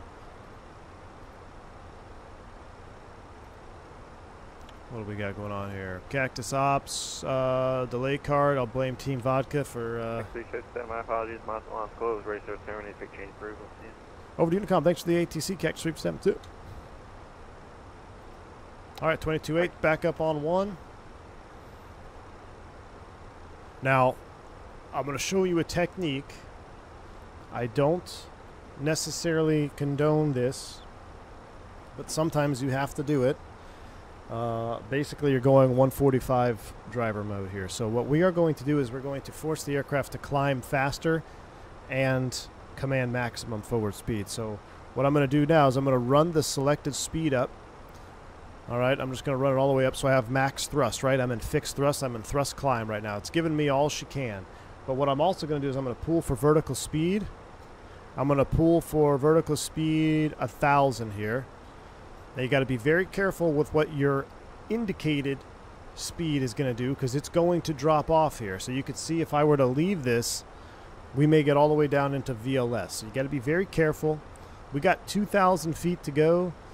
That's a little aggressive. Technically about 1,000 feet is really all this technique is good for because outside of a more than 1,000 foot climb, when you do this, you really got to baby it. And this is how guys get stick shakers. This is how guys go into low speed protection, especially guys that have been flying 145s, 737s, and they do the vertical speed thing. They get in the Airbus, they do the same thing, but then they forget about it because everything is so nice and automated that they just end up going all the way up into VLS, and then you can have a hard time getting out of it. Now, if it's smooth, it's not a big deal.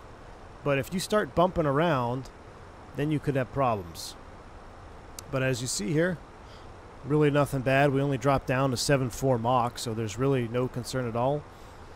Airplane's doing airplane things. Just kind of expedited our climb up there instead of hovering, trying to maintain that exact set speed. As we level into 35,000 feet, I'm going to just leave the selected speed window all the way up until I get up to, what did we cost index cruise today? We are planning 7.9 Mach, so we'll just leave it here. We're still in fixed thrust. The thrust hasn't moved at all. We're still max power, max climb thrust. Let's even set manage speed, alt star, Mach alt cruise. And you can see smooth, not a big deal at all. But I wouldn't do this in moderate turbulence. All right, now we can manage the speed. It's going to just go ahead and try to reach back to its managed speed target. All right, we're leveled off. Let's go ahead and get an updated on the winds. Do a wind request here. We'll pull that in. I wanted to try this real quick. I want to do secondary perf one more time. Secondary init. Just for an example. It won't let me change it, so we'll just leave it as is. Wind data's come in. We'll insert that. 7.5, 1840 UTC. That's 1 hour and 20 minutes from now. I don't know what happened to our hour 37 minutes en route. That seems like a lie. A smooth ride. We'll go ahead and get the seatbelt sign off. I'm going to go ahead and reset these because people are probably starting to get cold. 65, 64, 69. So I'll put the aft right about there. We'll put the forward right about there, and I'll run mine right about there. Right about like that. Seatbelt sign is off. You're now free to move about the cabin. Settle in here on our wing view. Migs, thanks for the 6 Canadian as well, man. Appreciate you. Buried with a single tear of joy in his eye right now. Don't condone it. Attaboy, exactly. Yeah.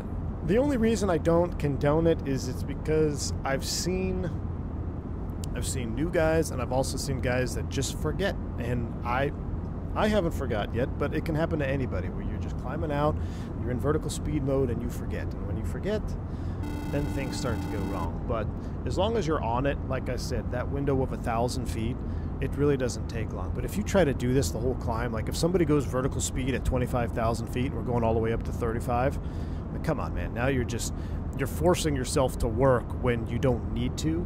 The airplane will do it just fine. There's other ways to manage it. You could essentially accomplish the same thing by just selecting speed and rolling that selected speed down. That would be the traditional Airbus way to do it, right? Instead of commanding vertical speed, you just keep it an open climb, select selected speed, and just start knocking that speed target down as it keeps going up. But just a little side tip there. All right, we're good here. I feel like the outside sounds are too loud, but kind of just chill here out over the desert for a minute. AJ, thanks for the $5 super chat, man. How do you think Mary Lou Ritten did on her DWI field sobriety test? I'm hoping she still did good on the heel and toe balance test. Random thoughts. AJ, thanks for the $5 super chat, my man. Appreciate you, dude. Yeah. Random thoughts of AJ. You never know. I always got to proofread. The problem with this software, too, the way I have my super chat alerts set up is I need to give myself more time to proofread AJ's super chats. Thanks, man. Appreciate you, dude. The 321 behind you must be light, cruising at 38,000 feet. Probably, yeah. Or it could be a Neo. Well, I take that back. I mean, they can. Just depends on weight. Right now, we go to 36, right? We're 176.4. So.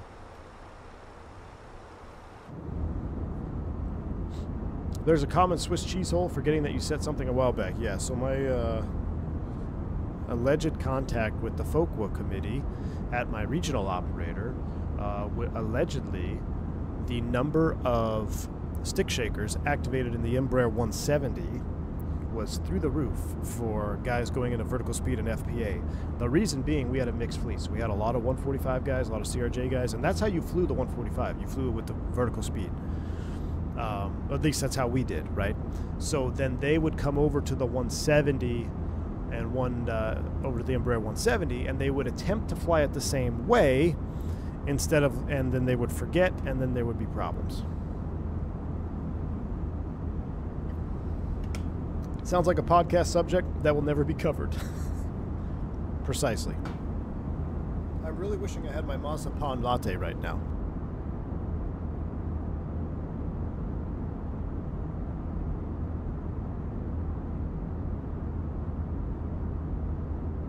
I want to check my let's see here. Let's see what we're cruising at tomorrow.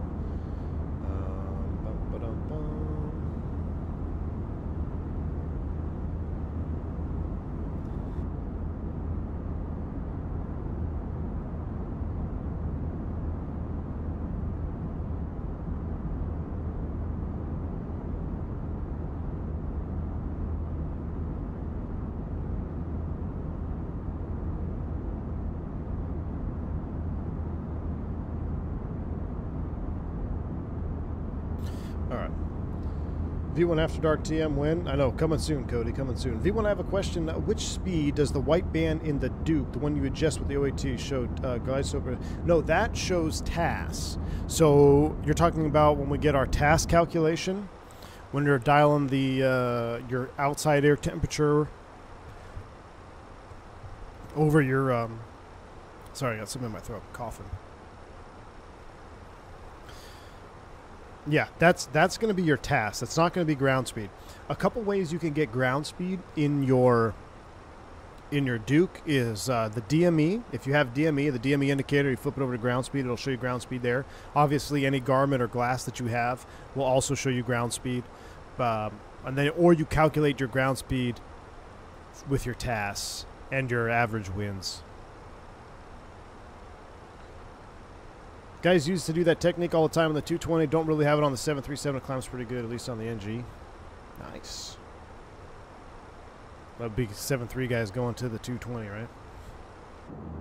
Or maybe MD-80 guys. MD-80 was vertical speed too, wasn't it? All right, I'm going to see if I can get the cruise map up.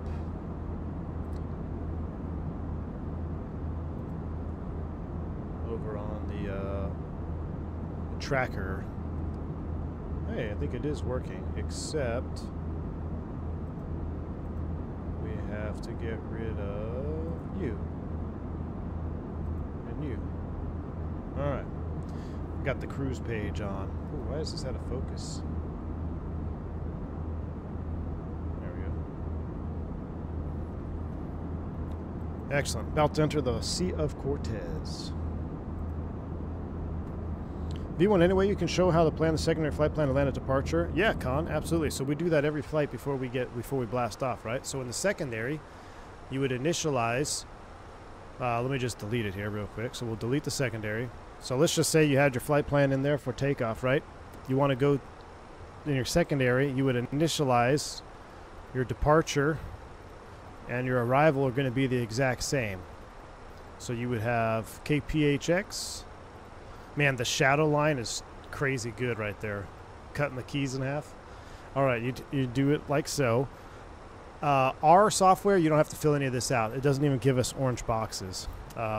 Then you go here, back to your Fenix to Fenix. All you care about is the arrival, so you come back to the ILS 8. All you care about is the perf on the approach phase, right? You don't care about anything else. So you come back in here, you put your baro, what would be like 1450 or whatever it is. Some guys put in the actual winds. I put in the winds if they're not a headwind. If it's a headwind, I just zero them out. Temperature, I put what's on the ECAM. So say it's like 29 degrees on the ground, and then the altimeter, 29 or 87. So if you take off out of Sky Harbor, boom, you pop an engine, select heading, activate secondary, and you're coming back around. Now, where it gets a little bit more complex is if you have an engine out complex special.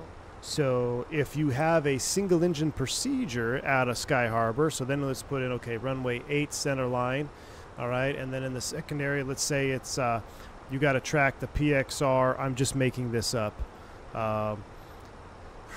080 at 25, all right, PBD 01, return, and then I want you to come back to PXR, boom.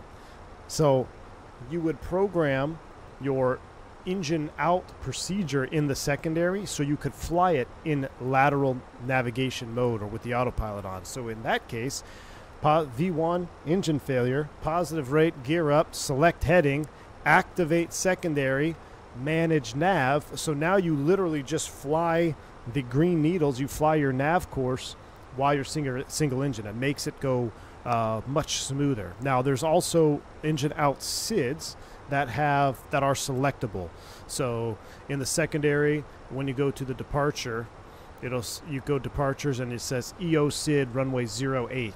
So then you pick that, and instead of building it manually like I just did, you would select the engine out departure SID, and it's literally just flying the airplane the same way you would fly it with 2 engines, except you have 1 engine. And now you've got other procedures that you got to do, right, such as cleaning up the airplane. Are you going to restart, not restart? Is it a fire? Did you extinguish it? Etc., etc. So the secondary makes it way easier during engine outs than any other airplane I've flown that didn't have a secondary flight plan. Because you don't even have to think about it. You program it before departure, and then you go. It's in the box. And then you can do all your attention can focus on managing the aircraft. We can let Dave check it out. Might be a software version issue too. It might be vodka, but it's definitely a bug, because if you go to secondary perf, or secondary init rather, this is a modifiable window because it's a big blue. So let's delete secondary, copy active, secondary, perf.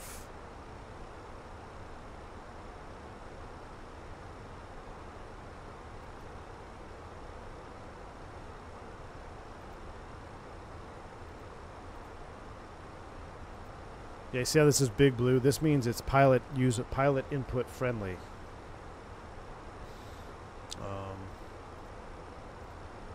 See, this is modifiable.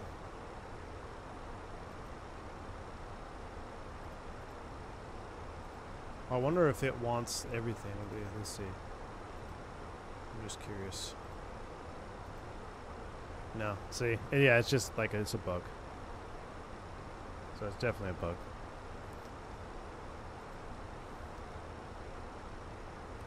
All right, see you, Cortez on the horizon. Oh, that looks cool. All right, let's get some tunes on.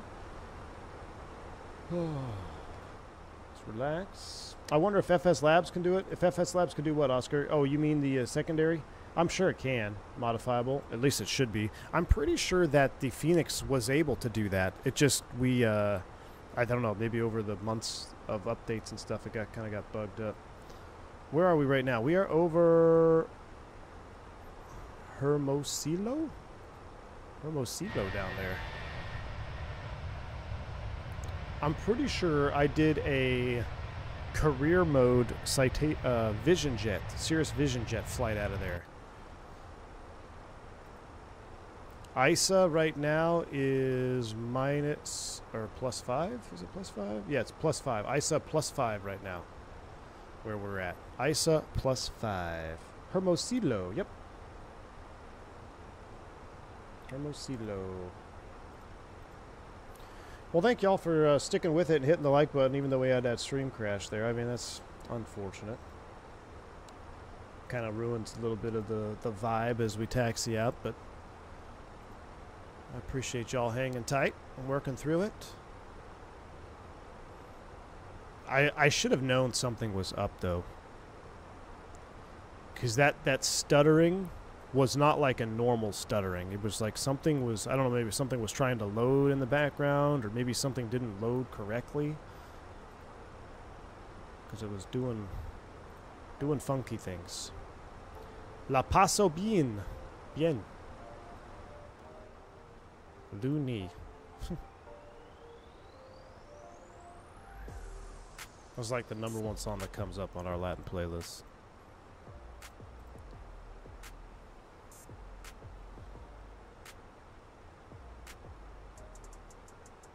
Hermosillo. Hermosillo? Thank you. Hermosillo. Do you prefer the look of the wing fences or the sharklets? I prefer the sharklets, man. I used to be a wingtip fence guy, believe it or not. But then I got converted.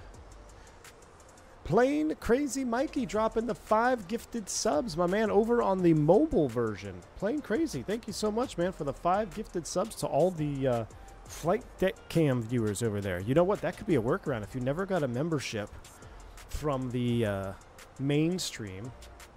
Oh, I forgot to put you guys back in full screen. There we go. If you never got the membership, when there's too many people here, head over to the Flight Deck Cam.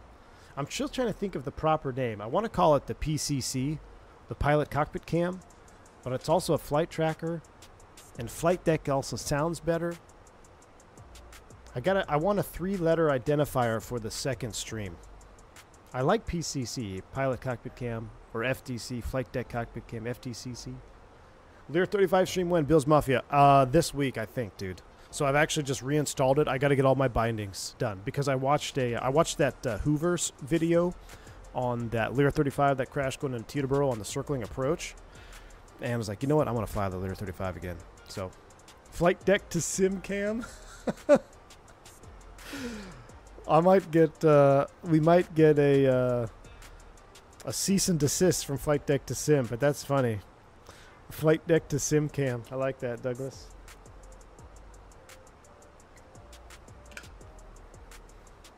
Where's the balloon song? The balloon song has been lost forever. It has been lost forever. Andrew P, welcome in, man.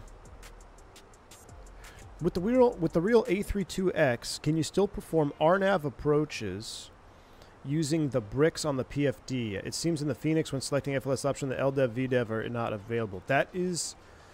Okay, Johan, so I think you're kind of confusing. I was going back in the chat reading your message. I think you're kind of confusing two different things here. So an FLS and an SLS approach are to be flown and they will look like ILS approaches on the PFD. So you're going to have a diamond. Now, it's not going to look exactly like an ILS, but it's going to be very similar, right? You have the diamonds and the magenta. Doesn't matter if it's an RNAV. Well, it does matter if it's an RNAV. But if it's an FLS or SLS flown approach, if you're capable and you're doing those RMP approaches, that's what it's going to look like. The brick in the stick is specifically to an RNAV approach without FLS or SLS capabilities. So then you're going to be flying it brick in the stick, which we call. You fly the lateral deviation brick or the vertical deviation brick. So we don't even have the LDEV brick in ours. We just have the vertical deviation brick. The other way you could fly it is by just doing like track FPA. I think there's some operators that do that as well. But they're all, you got to kind of separate them into different categories. We really got to get the Moza profile worked out for the new firmware. Vodka, is there? I need to download the new software. V1 FDC. I like that plane, Crazy Mikey. I like that. Flight Deck 2 stream with TWO.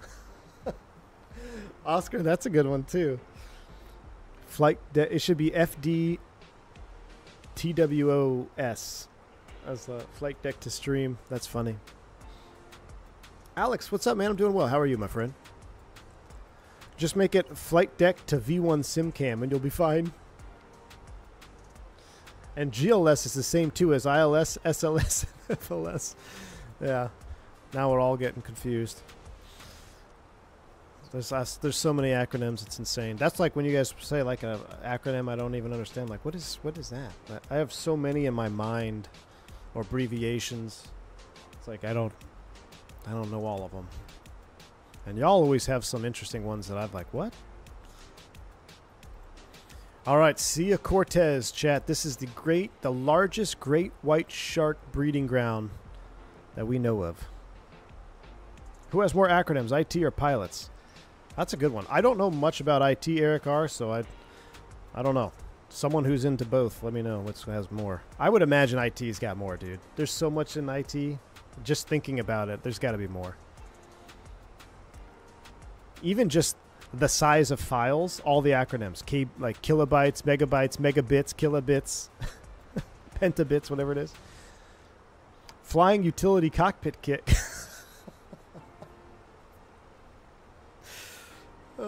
Dude, I like that full flap. We'll just call it the fucking kit. We'll call it the F-it. The Flying Utility Cockpit Kit. That's funny, man. That's a good one. Bonus points if you're IT for the military. That is true. Our very own water IT is in the house. You're just relaxing after flying in the morning? I love a love-hate relationship with 4 a.m. reports. I hear that, dude.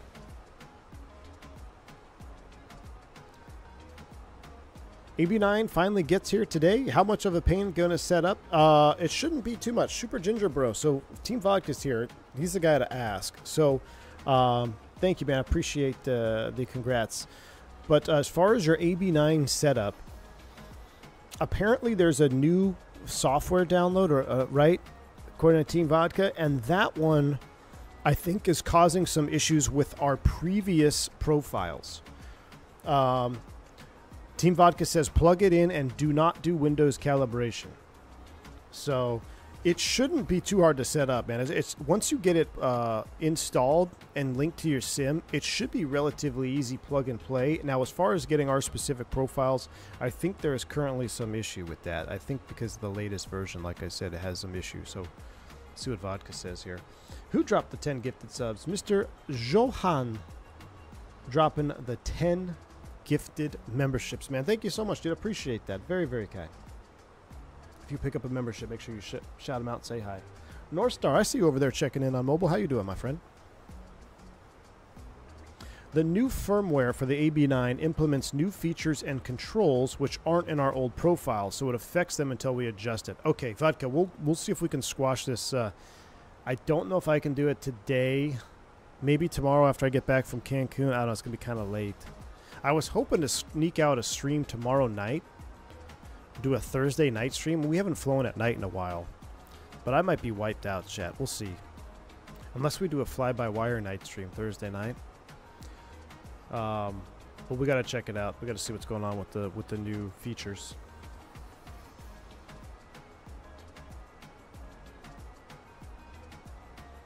You guys are awesome. Thanks for the info. I downloaded the software in advance. I'll use just use a default preset. I can show you. Oh, you know what? I don't think I can show you. I don't have it on this software yet. Don't we have screenshots, Vodka? Don't you have screenshots of the force sensitivities? Because what I was going to say, you just set the... Don't use the default. The default preset's awful. Use, I thought we had screenshots in the AB9 section of the Discord that shows you where to set your settings to. Just to get guys started. Oh, this is cool. Here we go. About to go feet wet. Gotta find ourselves a good angle here, though. Midday is pretty gross, but you guys wanted to fly in the summer heat.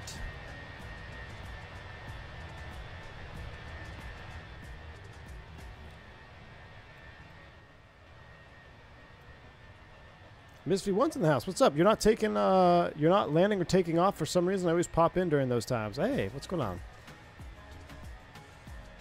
We were just entertaining the idea of a second stream. Are you going to go get... When are you going to pick up the kiddos? I need a Mazapan latte. Chat, if Miss V1 can come in clutch with a Mazapan latte, I think we should fly the 727 from Cabo to Mexico City. It looks like X-Plane 12 right now. Kind of. Middle of the day. But this looks like X-Plane 12 with 1,000 mods and the best it will ever look. This is 100% default in the worst time and day setting that you'll ever see in the simulator. Miss V1 gets to... What? It's so funny hearing V1 say Mazapan latte. Oscar, how do I say it? They're so good, dude. They're so good. I thought Turk joined the team for a second. I know. Canadian Turk need to go right off into the sunset together. Two largest grifters. Oh yeah, that's true. If you're gonna need someone to come hang out with V1's mom, yeah, that's true. My mom is in town.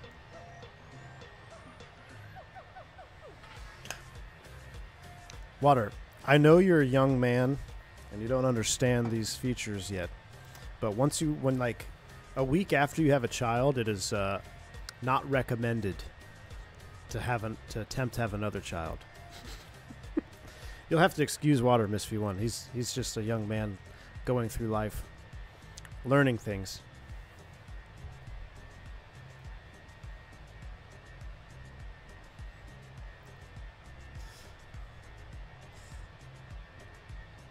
$40 days. 40 days. Exactly, 40 days. Man, it is, I kind of like our, I like this cam better here. At least this looks a little bit more realistic. Maybe we should do realistic mode.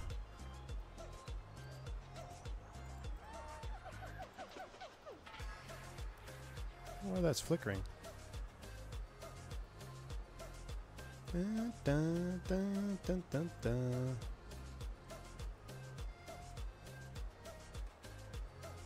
There you go. Is that better for you, Canadian? I challenge you to make your X-Plane 12 look like that. Where do I join the Discord? Right there. That should be a link. I wonder if it still works. Does that link still work, Water? There's already too many mini V1s in the world anyway. I agree. I don't get why Microsoft still haven't made a flyby camera. TSC, I'm right there with you, my man. What I've been hearing, though, is the... what's it called in 2020? That camera?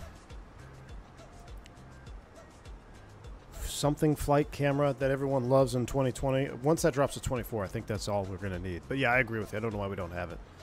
Hello from Guatemala. What's going on, Jose? Chase plane. Thank you. Yes, chase plane.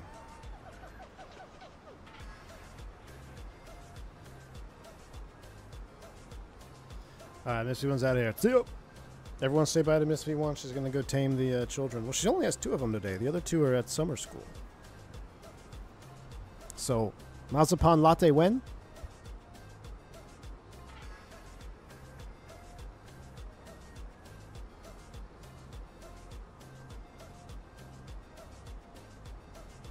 I think what X-Plane will always be superior over Microsoft's camera. Yeah. The camera system in X-Plane is great, man. There's no ifs, ands, or buts about it. I used to say that the X-Plane replay system was the best too, but I actually disagree now. I think that having a standalone recorder that records all the features is better, because if your sim crashes during replay, all you got to do is reboot the sim and then you load up the replay that you saved on a separate file. So I actually prefer this replay system over the X-Plane one. Now, granted, you have to remember to start the replay, but I still think it's better than the X-Plane one now. However, the camera system, yeah, still goes to X-Plane. But what's crazy is my FSX 2002, even, shoot, did 98 have it? 2000? I don't know. But I know FSX and FS9 for sure had it. You had flyby cam, tower cam, you had slow-mo flyby cam, spot view, free view. You had all of these wonderful camera views. They just never came back in 2020 or 2024. Kip on the Ground says, I hate the X-Plane camera system. Can't even bind my thumbstick to FreeLook without plugins. Always resets my external views after I move them. Yuck. Yeah? Say, and I haven't messed with any third-party hardware for views in X-Plane, so I haven't experienced that. But I could see where that would be a frustrating point, especially if you want to have, like you said, a thumbstick or extra hardware. So, what's up, Kip? Hope you're doing well, man. Other plane cams, tower cam, yes. And remember picture-in-picture? So I remember landing the PMDG in St. Martin. I would always, for some reason, I just loved to do it. I would load up the mission, the St. Martin mission, and I would change to PMDG 737, and then I would have picture-in-picture. I'd have wing view right here, and I'd have like a tail view here, and then I would fly the approach, and I could watch wing view and everything in real time. Granted, it was at 5 FPS, but for its time period, it was amazing.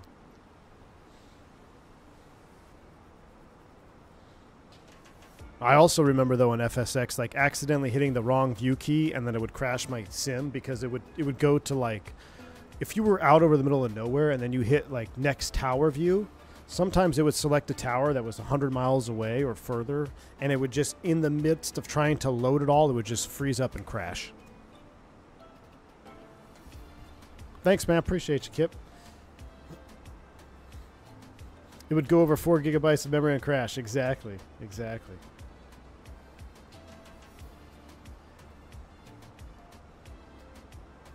The X-Plane replay system is simple, and it's nice, but I mean, and I guess maybe it's more of an X-Plane 12 thing, because I don't remember an X-Plane 11, like in the heyday of X-Plane 11, I don't remember a lot of crashes during replay. But I have had several in X-Plane 12, especially in the beta, where you start the replay, or if you click too far, then the sim locks up and crashes on you. So there is a trade-off, you know. I mean, you don't have to start anything. It records everything exactly as it happened, which is nice. Like, sometimes there's still some discrepancies in the flight recorder versus replay. But also, it's also a plus. Like, you could fly the replay in sunset, sunrise, middle of the day. You could set up the sim, so it's good for cinematics, doing videos and stuff, where in X-Plane, it replays it exactly at the lighting condition that you flew it. So you have a little bit of less flexibility. So I still lean towards the replay system we have now. And, well, let me be clear. Not FCR. I'm not sold on this FCR replay thing in the sim yet. I'm not sold on it. For me, I've had it glitch out a couple times. If it works the way it's supposed to work, it works good. I still prefer my flight recorder from Flight Sim TO, where it's a third party. You launch the replay, or you launch the recorder, and it's done. It's off on a different monitor. You can minimize it. As long as it's recording, you're safe. It doesn't matter if your sim crashes. It doesn't matter if your PC blue screens. You'll still have the file. So then you just load into the sim and launch the replay. But yeah, I kind of wish this acted more like the one we have on Flight Recorder. When X-Plane is loading, if you click on the screen, it locks up and crashes. That's true. You got to be very careful with where you click. Yeah, don't press the McDo key in the fail factor plane. Exactly. Canadian with the 17 months of support. My man, appreciate you. From your favorite King Air Captain. Hey, man. King Air Captain. Fantastic, Canadian. I didn't know you upgraded to Captain. That's fantastic, dude.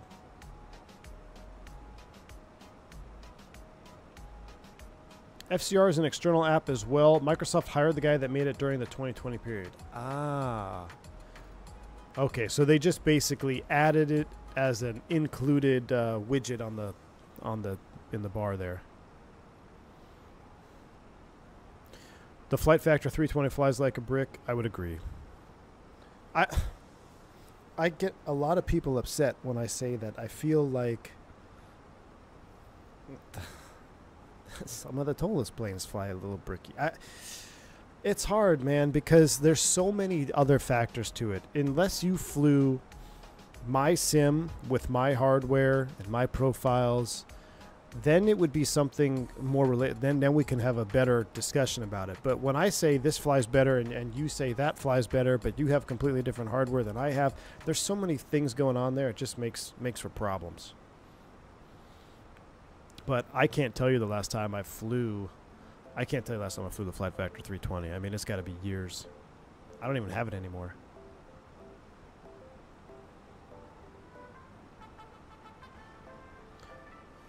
On the King Air, 1900 is coming in November. Oh, that's right. So upgrade Captain on the 1900 in November. All right, Canadian. Well, I expect a 24-month milestone chat as a 1900 Captain. Maybe we'll have a 1900 in the sim by then. Who knows?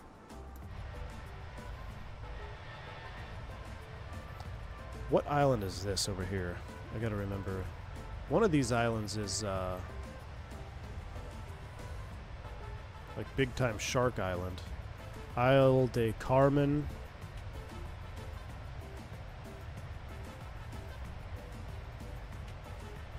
Santa Catalina. San Jose. I'm just looking over on the flight tracker screen here.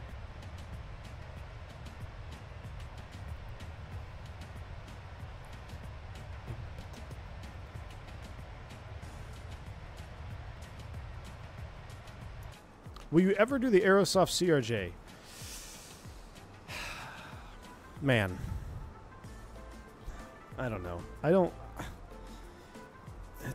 know, dude. It doesn't get me excited, if I'm being honest with you.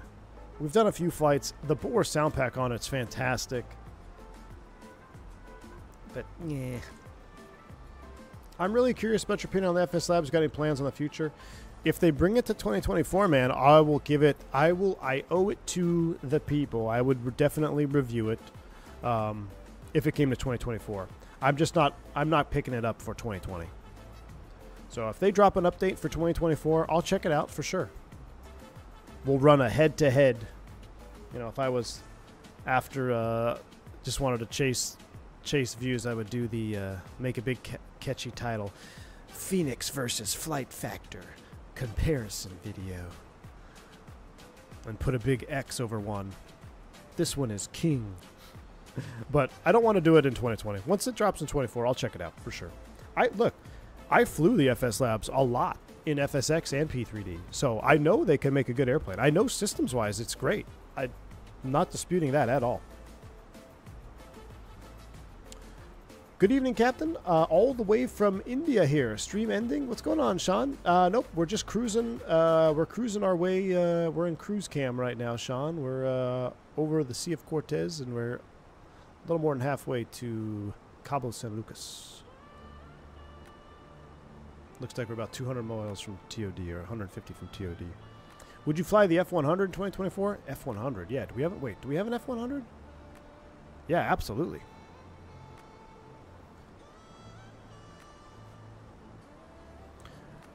E-Jets. Actually, Vodka, now that you mention that, maybe E-Jets next. Maybe E-Jet's next. I love the E-Jets. Where's AJ at? He'd be so upset. But I want to see the FSS E-Jets in our in 2024, man. I don't think he sent me the thing. Man, it's bright out there, huh? I feel like we should set it to sunset.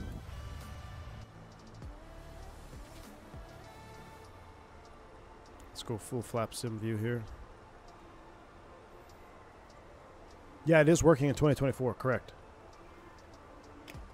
Ashton Sweet, I think they will be, man.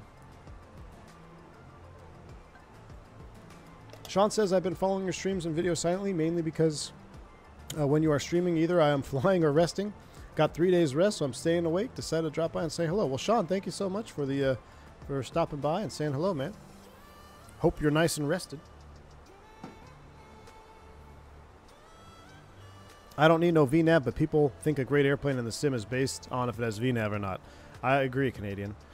I agree. Now, I agree with the frustrations of those that want VNAV and they haven't got it yet. However, my counter to that is at no point did FSS say they had VNAV when they were selling the airplane. Like from the get-go, it's been, this is an alpha product, this is what it doesn't have yet. So, I mean, yeah, you could be frustrated that it doesn't have VNAV, but no one ever said that it had VNAV yet either, right? And it's just software development. And has it taken a long time? It absolutely has taken a long time. But we get so caught up, or other people get so caught up in that, they're like, oh, the FSS E-Jets suck. I'm like, man, the sounds are great. The model's great. Oh, but they bought the model from X-Crafts. Who? I don't care who. They could buy the model from Santa Claus for all I care. Does it look good? It sound good? It flies good in the sim, like hand flying feels good. So, from that point of view, I enjoy the airplanes, the E-Jets.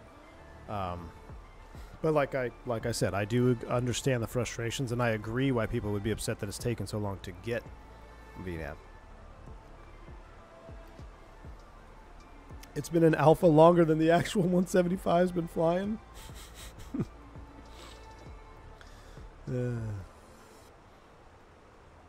I'm praying Bluebird decides to go 24 with the 7.5. Hey, Bo, me too, man. I don't think it's I don't think so, man. Oh, I think we'll know more. We got what, 1 month? 1 month until Expo. I think we'll have a lot more information. I think we'll have the information that we need after Expo. But the last we heard from Bluebird, they were pretty set on 2024, or excuse me, 2020 release first. Which I actually had my hand on the delete button for 2020 today before the stream went live. I was like, man, I could free up like, I don't know how many gigs. I think I have like 200 something gigs I could free up. Not that I need the space, but I'm like, and then I thought, what about the Bluebird 7.5? So that's the only reason I didn't delete it.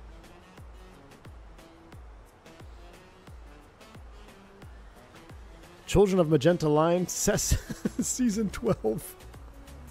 Coming to Hulu soon. Well, thank you, Sean. Yeah, doing well, my man. Doing well. I got a flight tomorrow. Won't be streaming, but I've only flown. I took a week of vacation this month as well because we had a new baby coming. So I've only done 3 trips all month. 3-day trips. 3 or 4. With Sim Update 3, 2020 is gone because 400 gigabytes. Douglas, I know. And it's interesting you say that because I thought of that too. I've been watching the videos of people saying, oh, look, Sim Update 3 beta, you could download this. You no longer have to stream all this stuff. I'm telling you, Douglas, if Sim Update 3 becomes stable in any short period of time, I will make the jump, and I think 2020 will be gone. Maybe. Unless Bluebird drops another teaser that reignites my fire to just hold on to 2020. Because I really want that 7.5, man. I think about it. American bare metal, Miami to Honduras, binding stream. No preview stream. Just straight up download, install, and go live. group flight too. We all have to do the same thing. We all have to go live at the same time. I just got a 4 terabyte SSD for Sim Update 3. So is that what it's going to be? 400 gigs approximately? I've got SSD, but I kind of want to put it on my M2 drive. I'll probably just put everything on my M2, and then everything that's not 2024 will go on my SSD. America West 757 win. Oh my gosh, Bill's Mafia. Yes, dude. Yes. Kip on the Ground says Sim Update 3 is pretty good right now, but there are some CTDs still, of course, as we had, well, we even had one earlier today, Kip. Runway, airport, plane lights are way, way better. Oh, so they fixed the runway lighting and stuff at night? That's good to hear, Kip. Awesome, man. Awesome stuff. I've gone fully vanilla for 2020 for iFly Max right now. Yeah, that's the other thing. I think a lot of people, well, I'd say a lot, but man, the iFly Max and the 737 stuff, there's zero good Boeing stuff on 2024, so that is a big downside.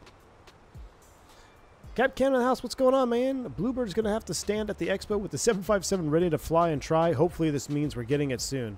Yes. I'm hoping, Captain Cannon, do you know if they have the, what's that floor yoke?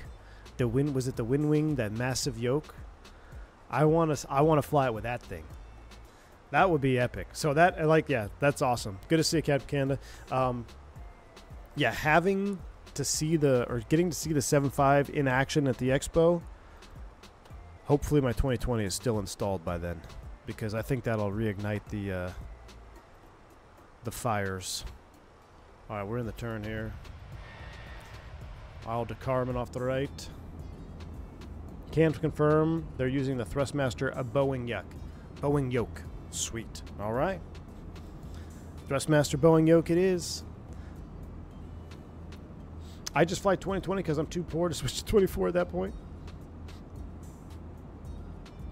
Zach says you went from Sim Update 2. Oh, you went back to 2 from 3? Wait, you had stutters in Sim Update 3?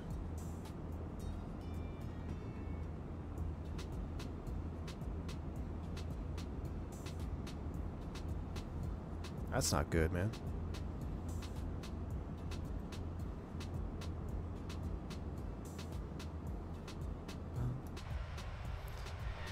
Man, it is about as X-planey as it can get out here. Not a cloud in the sky at 12 noon. It's pretty ugly. Let's come back to the cockpit view. We got about 40 miles to TOD. Probably should start thinking about doing that here. We'll let this song play out, then we'll go back to work. I might get Game Pass just to try out 24. You should try it, Bill's Mafia. I mean, you got a pretty beefy system, don't you? Yeah, Zach, I think Sim Update 2 has been really good performance-wise. Minus that one hiccup we had today. And to be honest with you, could it have been the scenery? Who knows?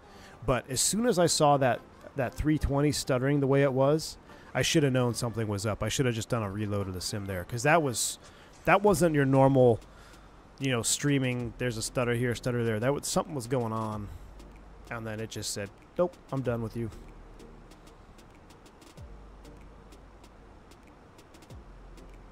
I need a good L1049G or L1. Oh, a Starliner? Wow. I don't think you're going to be getting any one of those. I thought you were going to say L1011. I want an L1011 for mini builds. 3070 Ti and an i7. No, don't. Yeah. So say, don't go to any payware airports. Canadian dropping 5 gifted memberships. Thank you, man. Appreciate you, Canadian. Very, very kind. He's got that big captain money now from the King Air. Thanks, Canadian. Appreciate you, bud. Oh, we were asking this yesterday. Do you guys have a cooldown period for your PT6s? Like no idle or no increase of N1 before shutdown, 2 minutes, 1 minute, etc.? Thank you, Canadian. Appreciate you.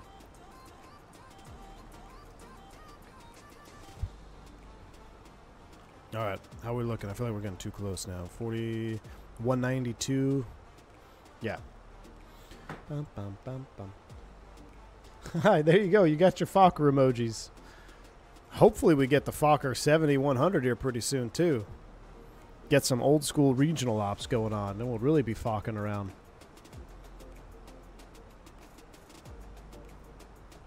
Alright, I'm just trying to pull up some weather.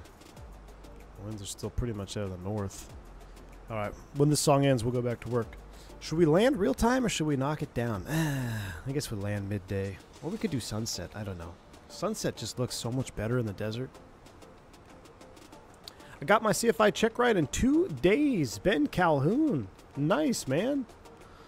All right. Well, go crush it, man. I know it's going to it seems like a monumental task. But just be relaxed. And look, you've got you're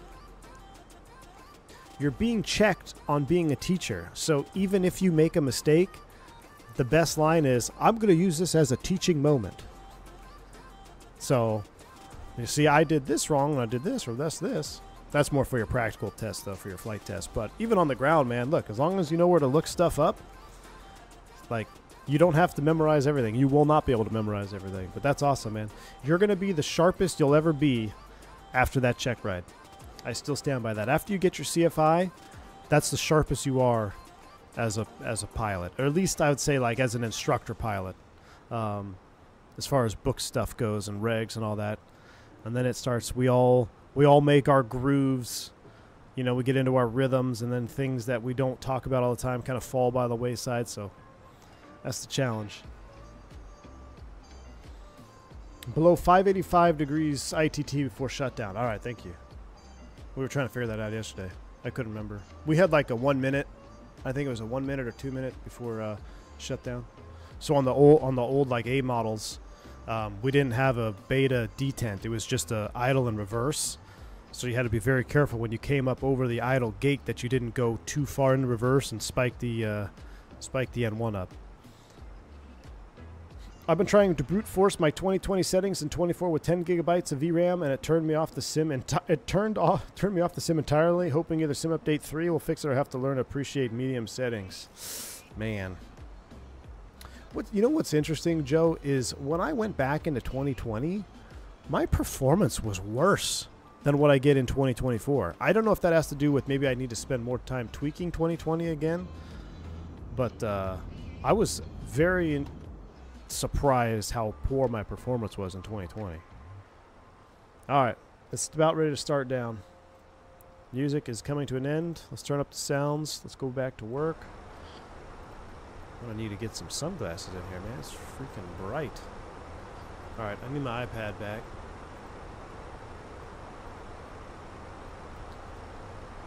All right, Los Cabos arrival. We are on the Aneco 1 Bravo, and we're gonna land in the north. All right, that's cool. So the bottom altitude from Aneco is Avuru, 6 and 4,000 feet. So we'll set the bottom. We'll set 4,000 here on our mini FCU. 4,000 is set. And let's go ahead and get some destination data as well. I will say medium and 24 is the smoothest sim experience I've ever had for any sim ever. Really? Well, that's good. Especially if you're flying GA, man. Nice, smooth, low-level, scenic flying. All right, let's get the weather. It's crazy. So I'd only been to Cabo a handful of, oh, maybe not even a handful of times. Yeah, I think I've been to Cabo a handful of times as a first officer. And then after I upgraded to captain on the Airbus and I finished all my training and I was done with OE, which meant that the next trip I did, I was going to be left seat by myself with an FO, obviously on the right seat, but no training captain. The first trip I ever got was Cabo San Lucas, and I hadn't been there in forever. And the winds were out of the north. They were ripping. There was like some thunderstorms in the area as well. The weather situation, as far as like the weather reporting, was all wrong, and the dispatcher said he had to file an ASAP because he did something wrong on his part. So then I was freaked out. Just like, what did I forget? That was my first ever flight as a captain. I'll never forget. Went into Cabo. All right, let's go to received. Weather 1-6 in use IRL. Right now, yeah, 120 at 12. Ah, we should land the other direction. Okay. Let's land the other direction then. What approach are we going to do? RNAV Victor 1-6, Ineka 1 Alpha, insert. That's going to change things rapidly. Select heading. Execute. Boom. Remanage the descent. Alright, thrust throttle descent nav. So we're going to change arrivals. It's going to shorten things up. Things are going to happen a little bit quicker now. So Ineko Axta, 4,000 feet. 4 is set. Approaches. VOR would be more fun to watch. What do they got? Let's see. VOR Zulu 1-6. Well, 1-6 is going to be super mid. We could do this one. Do the arc. What is this? The Yankee?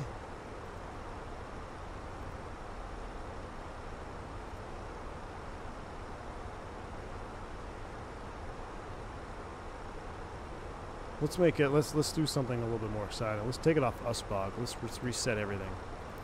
So let's do VOR Yankee. Approach via. Let's do something where we can arc. Is there USBOG or Menvi? There's USBOG. Insert. USBOG. Yeah, let's do this. USBOG. Let's go out there. Insert. Remanage nav.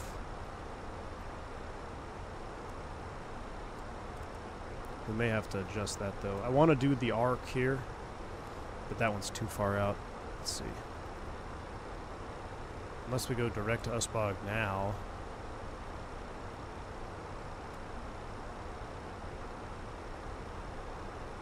I'll tell you what. Arrival, approach via. Let's do Menvi.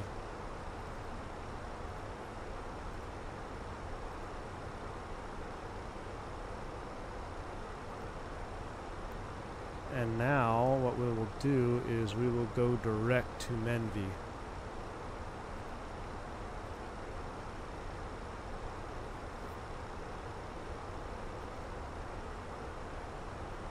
Menvi. We'll do Menvi at 6,000. So reset 6,000. 6,000 set. We must do addition on the MDA. So 920 plus 50 is going to be 970. We'll do 970 in the barrow. What do we got? 120 at 12. Temperature down there is 32. It's warming up. QNH 29er 9er 2. Alright, so we're set to lay at 1-6. We have the arc at Mendy. Raw data, VOR arc. No, we're not doing a raw. You know how pain it is to do a raw data arc in an Airbus? You can track along in VOR mode if you want to. That's set. Alright, cool. 6,000. 340 on the speed. Perf data is set. We're doing LNAV. Actually, no, we're doing VOR approach, so it will be no FLS or any of that stuff. Let's make sure we don't have that installed.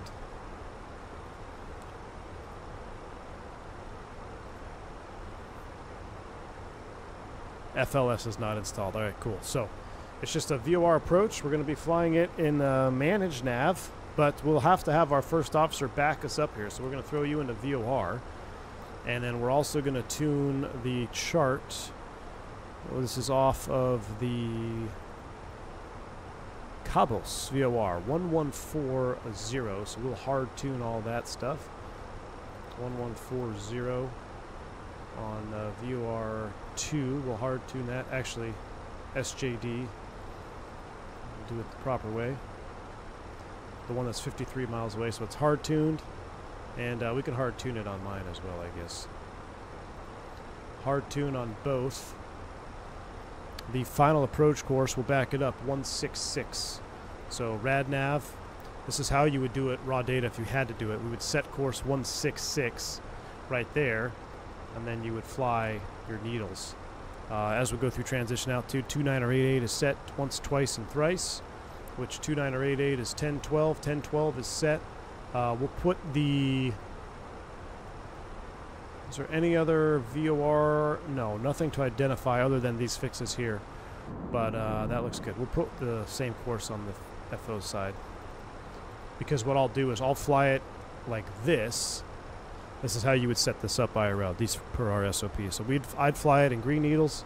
Pilot monitoring would have the VOR needle backed up. So raw data back up the approach. That's how we would tackle a VOR approach in the Airbus if we didn't have FLS or SLS or anything like that to overlay. Why'd you add 60? It should be 50 feet on the minima. What did I add?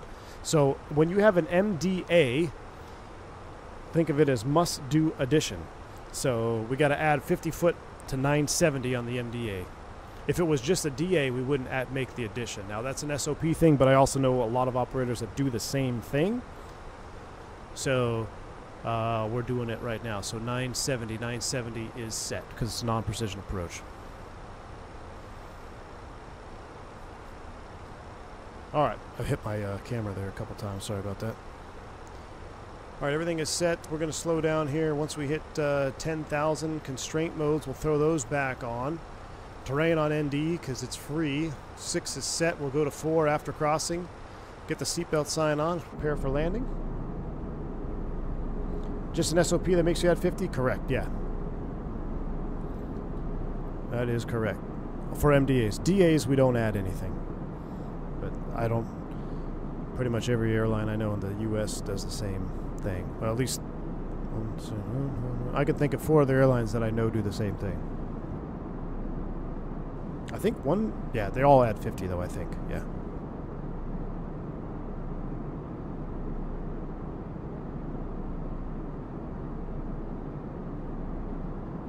So, just kind of... It's not an FAR, but for the SOP. Because you don't want to go below it.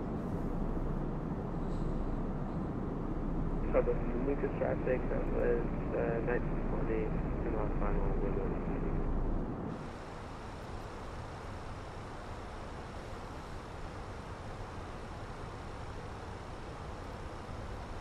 All right, 9... Oh, we're speeding now. Let's go ahead and... Let's do this. Let's push the level off. Vertical speed 0.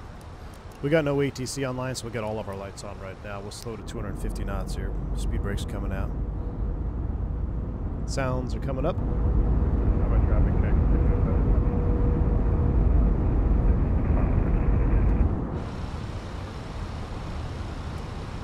Cabo traffic, Cactus 357, we're at 9,500 feet here, descending to 6,000. We're shooting the VOR Yankee 16 into Cabos. Cabo traffic. All right, let's go ahead and pull for open now. Thrust idle, open descent. Let's go ahead and just select speed 250 knots. 250 selected, open descent. We're going to activate and confirm the approach phase. VAP 147. There's our brick, and there's our stick.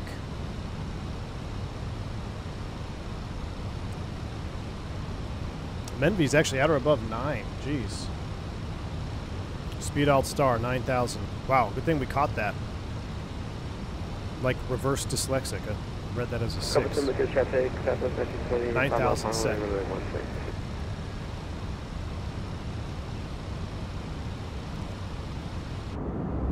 Question is, do we do sunset or midday? It's very hard to remember the difference between approaches, LNAV, VNAV, LP, LPV. Any easy way to remember the difference? No. Practice. You'll learn them all with practice. Don't worry, my man. You'll get them all. You'll get them all with practice. I think we should run it forward a little bit. Ain't nobody like flying at midday. At least like that. Midday is for Infian. Where's Infian at? He loves flying around in mid. There we go. Now we're cooking with gas. All right, here we go. We're hitting the Menvy 9,000. Menvy inbound. We can descend and maintain 6. Thrust idle, open descent. Flight turn spacecraft for idle.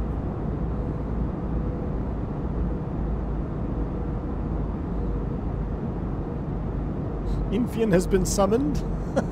We were just talking about being mid, so there he is. Infian is the reason we can no longer fly to Kitech ever again, because apparently Kitech doesn't exist, so he won't let us fly to Kitech.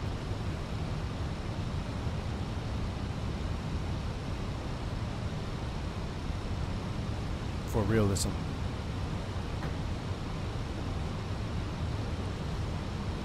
I am going to attempt to launch the flight recorder on this one.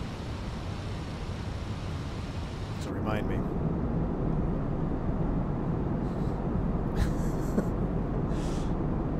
I was going to take the 380 to Kitech, Infian, just for you. But maybe we'll just fly to LAX or something.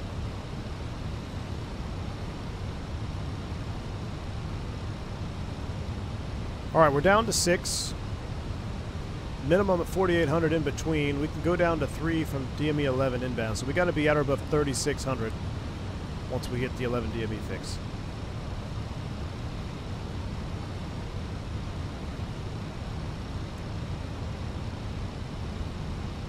We'll also dial it back once we level here at 6,000. There's our level off, our blue stick. We're going to level there. Let's go ahead and get the cameras set for landing. Cabo traffic, Cactus 607 going on. Uh-oh, Cactus is going around. Landing cams are set. Leveling 6, let's knock it right back to 210. Too close to the previous traffic. Got you. Fenix traffic, Southwest FSprojects cleared 116. Vinny, flaps 1 on the ground, 30C, JetBlue at least. We used to use 35. Yeah, Vinny, we've changed multiple times. It was 40, 38, 35. I got to double check. I want, because we just had this memo. I want to say it's 37C now for us. But it's changed multiple times.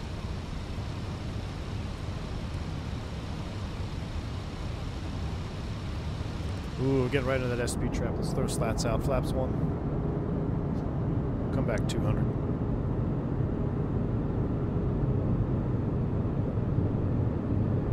Yeah, 30 is pretty low, Vinny. I'm surprised you guys do 30.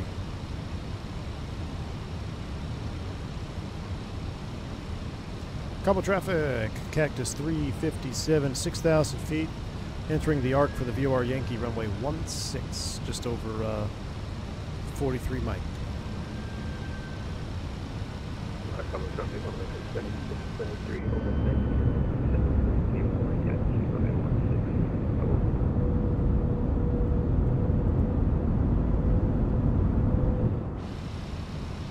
I'll get flight reporter ready, but I'm not going to start it until we at least turn final.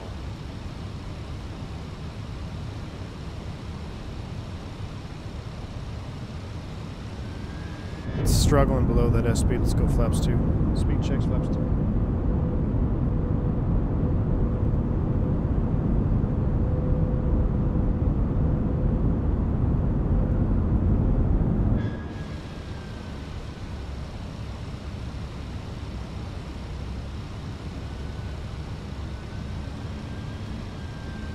We can actually fly this with the RNAV overlay. Approach is armed. App nav, here comes the brick. We'll set 3,600. I'm going to throw the first officer into raw data, so he's monitoring the actual VOR data. You can see we're on our 11 DME arc. I've got my DME set. We need to start slowing up. Let's bring it into 180.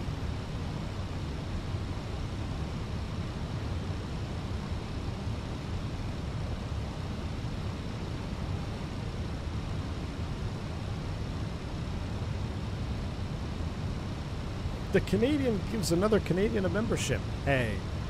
Is this... Yeah, that's right. That's suspicious. The Canadian gifts a membership to a Canadian. So if a Canadian gifts another Canadian a membership on an American stream, does the Canadian have to pay tariffs?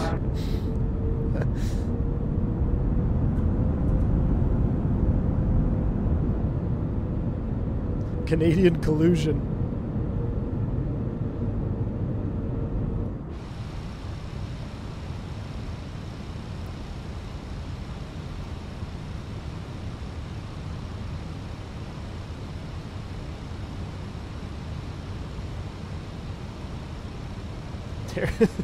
Yes, tariffs for everyone. Listen, the way my kids eat pancakes, man. Can we just relax the tariffs on the maple syrup? Freaking insane. You're gonna need to fly to Salt Lake and get some like huckleberry syrup or something that they make out there.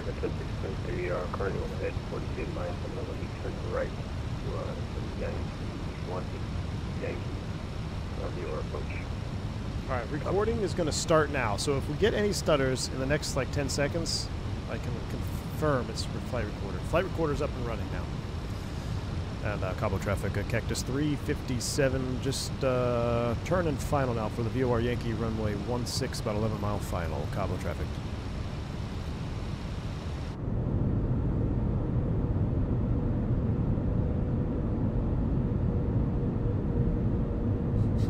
Christ, Vermont. That's right. I wish we had a Cabo scenery. We don't have a Cabo scenery, so it's unfortunately going to be default down here, but it's still pretty sweet flying in here. Weather's great for flying. All right, so as we turn final, you'll notice first officer's monitoring our raw data. We're flaps 2, 180. Approach mode is activated. 147 VAP. We're looking good.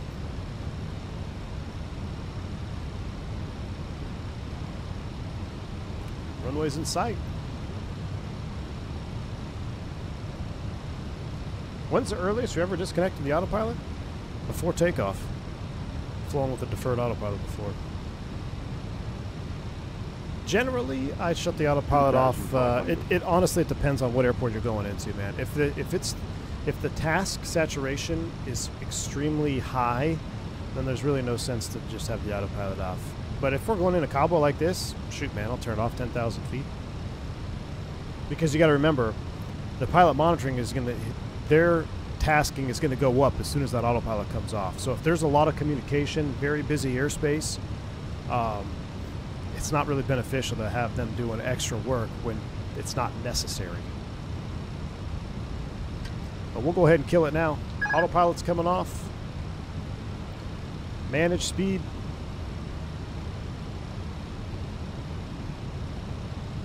Gear down. We'll set the missed approach altitude. We'll just set 4,000. 4,000 blue.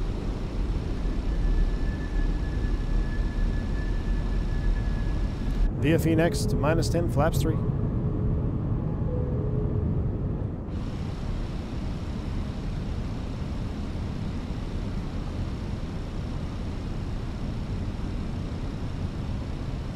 And VFE next, -10, flaps full, landing checklist. Gosh, that looks so nice. All right, landing checklist. Cabin crew advise auto thrust. It's in speed mode. Auto brakes off. ECAM memo. Landing all green. Landing checklist is complete. 14 knot direct crosswind. Now it's swirling for sure. It just went from 18 to 4 back to 16. So got some swirly winds down here today. Runway's in sight. Let's go ahead and flight directors off. Please give me the bird chat. Birds in chat. 1,000. 1,000 stable, clear to land.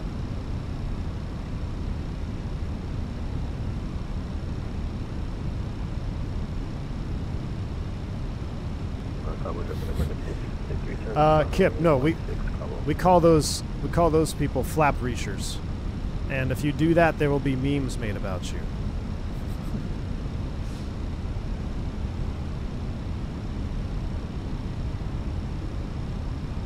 Still trending a little bit high here. 100 above. Sync rate check. Tip in there, 1,000. 500.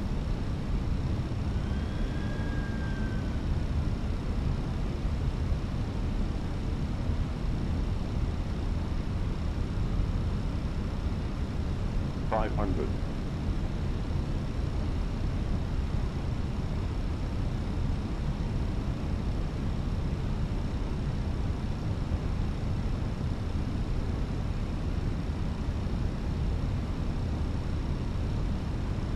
100. 50, 40, 30, 20, retard, 10, 5. Come on, where you at? Spoilers. Reverse green. Decel. yeah, we held that nose off nice.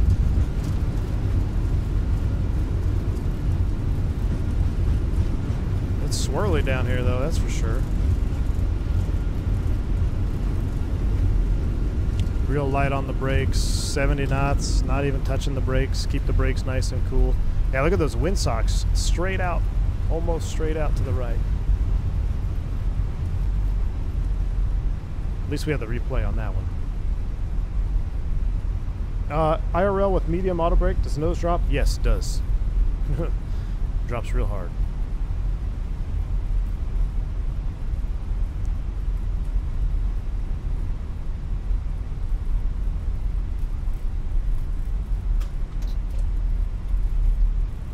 All right.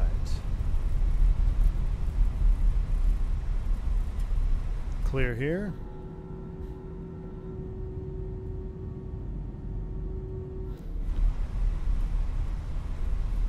Default scenery looking atrocious. Would you keep the wind corrections in after touchdown with a strong crosswind? Not necessarily, no.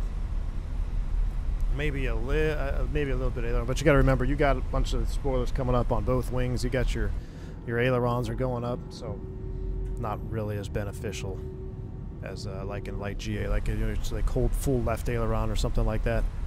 No, not in an Airbus.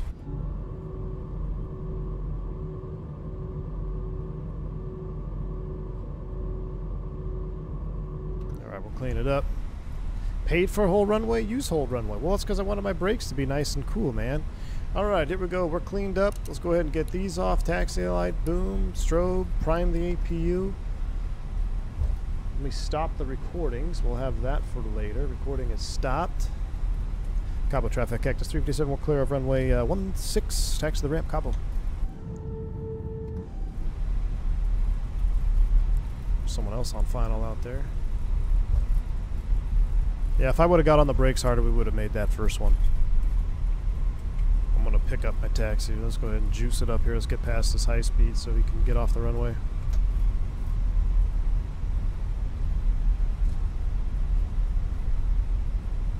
Oh, it's alright, he can cut us off. He can go in front of us.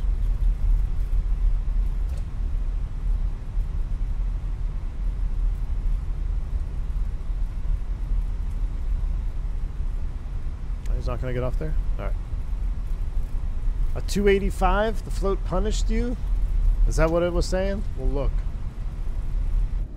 We kind of ran out of juice. We just set her down. It's one of those classic floaters. Sometimes we clear the runway, sometimes we don't.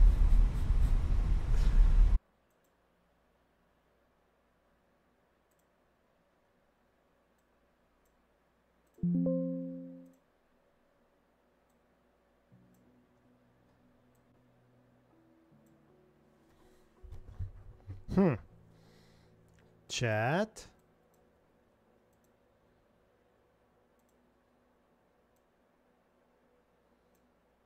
I don't know what that's, I mean, I don't know. 2 of those in one day? That's suspect. I want to launch the replay. Let's see the replay real quick. I still have the replay saved, y'all. Be careful showing the BFU update.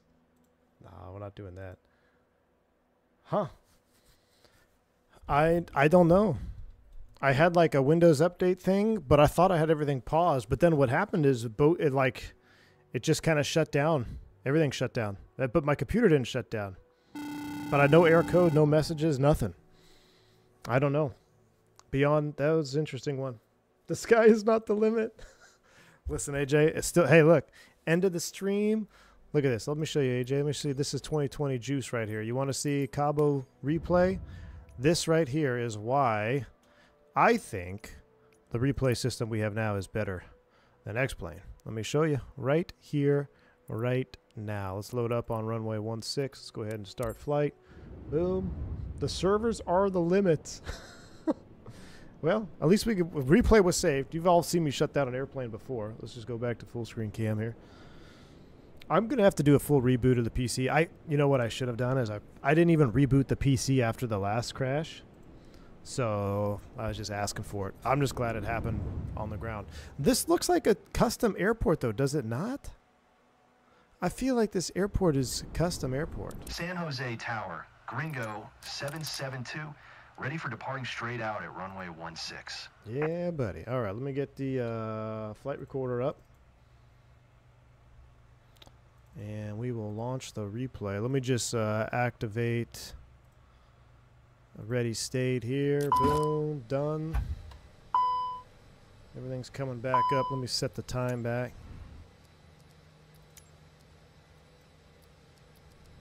Let's do like more of a...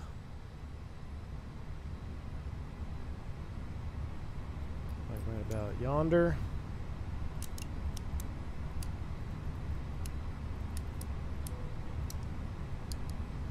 All right, here we go. Replay time. We back. We back.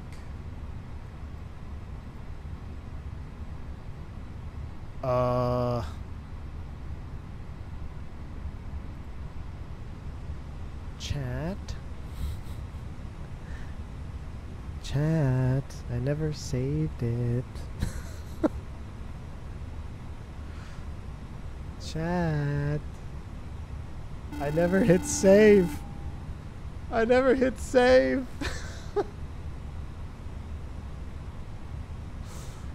I never hit save. I stopped the replay, but I never hit save.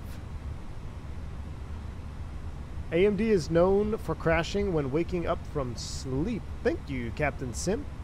What would cause it to go to sleep?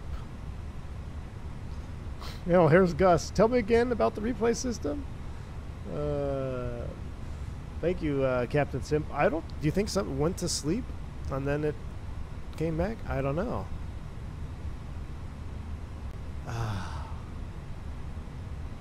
Yep, I don't have. I'm looking at the files. The last one I have is 727 into Tampa.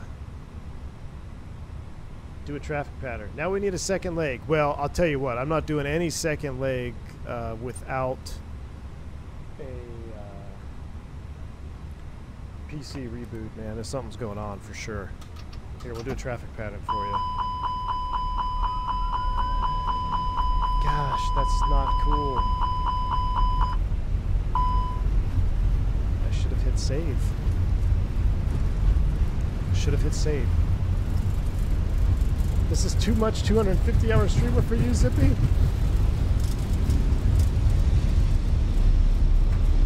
We used to play a game, how fast you could get airborne, come back around and land without triggering like a jip whiz.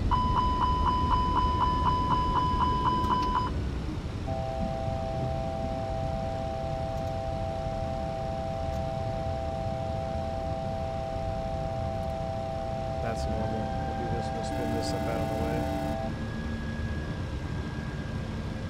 So you had to go as fast as you could around in the pattern and not trigger a jip whiz, not trigger anything that you could trigger on a normal landing. We would time each other in the sim. Magic Barrel ref update. Don't sink. See, now we'll get jip whiz in the Phoenix though for some reason. Don't sink. Because or not for some reason, because we never got to like climb mode, so you're gonna get a bunch of don't sinks. Still thinks you're in takeoff phase. 1,000. Microsoft 2020 is the limit and is waiting. Look at that, we're golden. We're on downwind here. Beautiful downwind approach.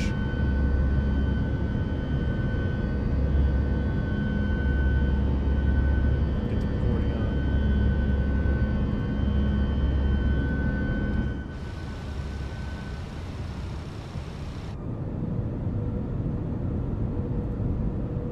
$50.90 when?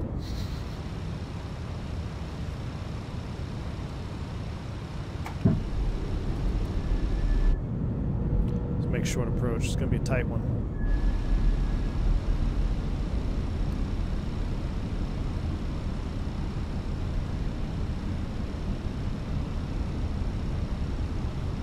It's just bug like 129-ish.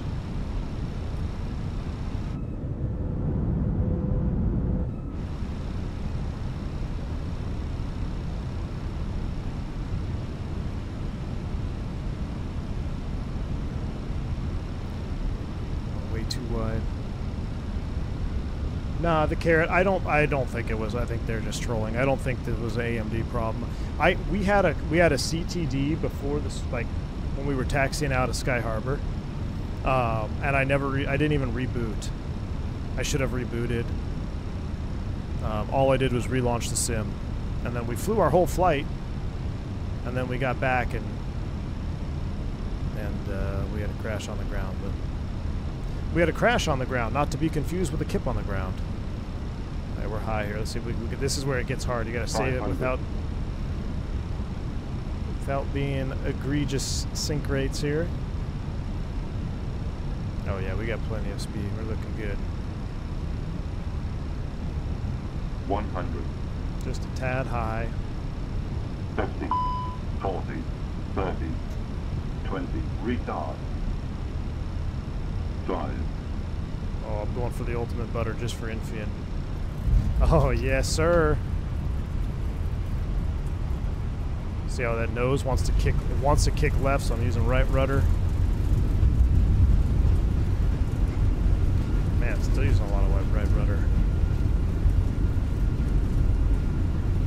That's what I love about 2024.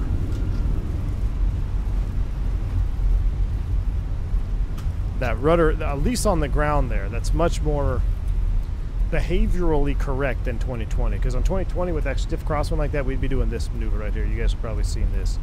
Doing this when you land. It's hard to do. I'm trying to do it. And it's hard to do in 2024. It's not perfect, but it's still better. All right, let's see the replay. Here we go.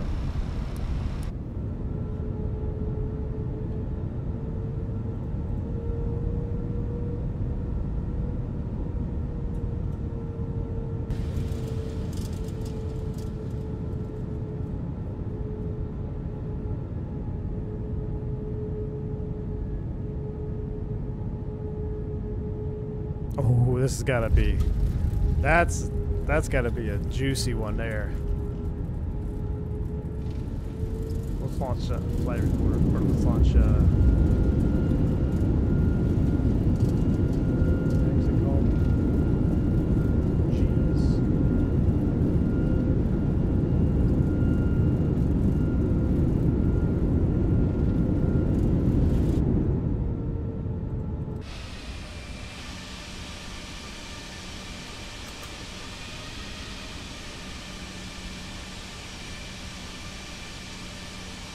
Hold it, holding it for Infian.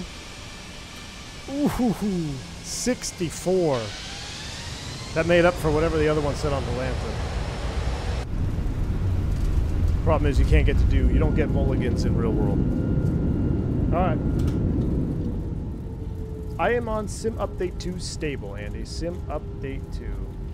Alright, y'all. Well, I'm going to do some more, stuff. That's not the theme I wanted. Hold on.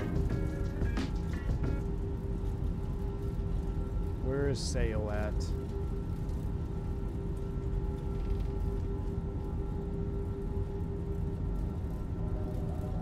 There it is. All right.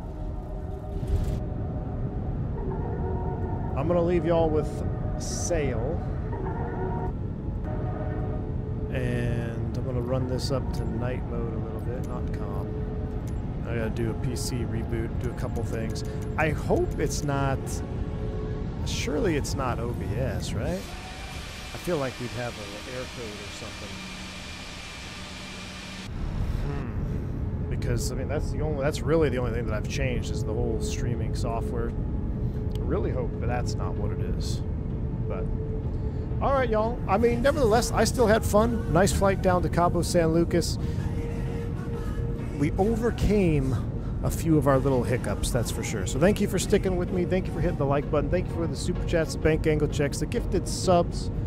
Thank you for the 2 celebs stopping by. Kip on the ground, Captain Canada. Appreciate y'all. And I'm going to try to do a reset and maybe do a second stream this evening. We'll see, though. We'll see. It doesn't seem likely. I have to also get ready for my real-world flight tomorrow down to Cancun. So if not today, or if not tonight, maybe tomorrow night.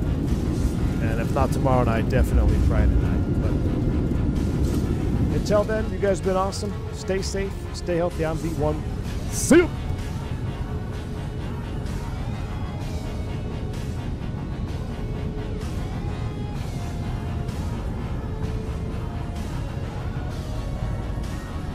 One thousand.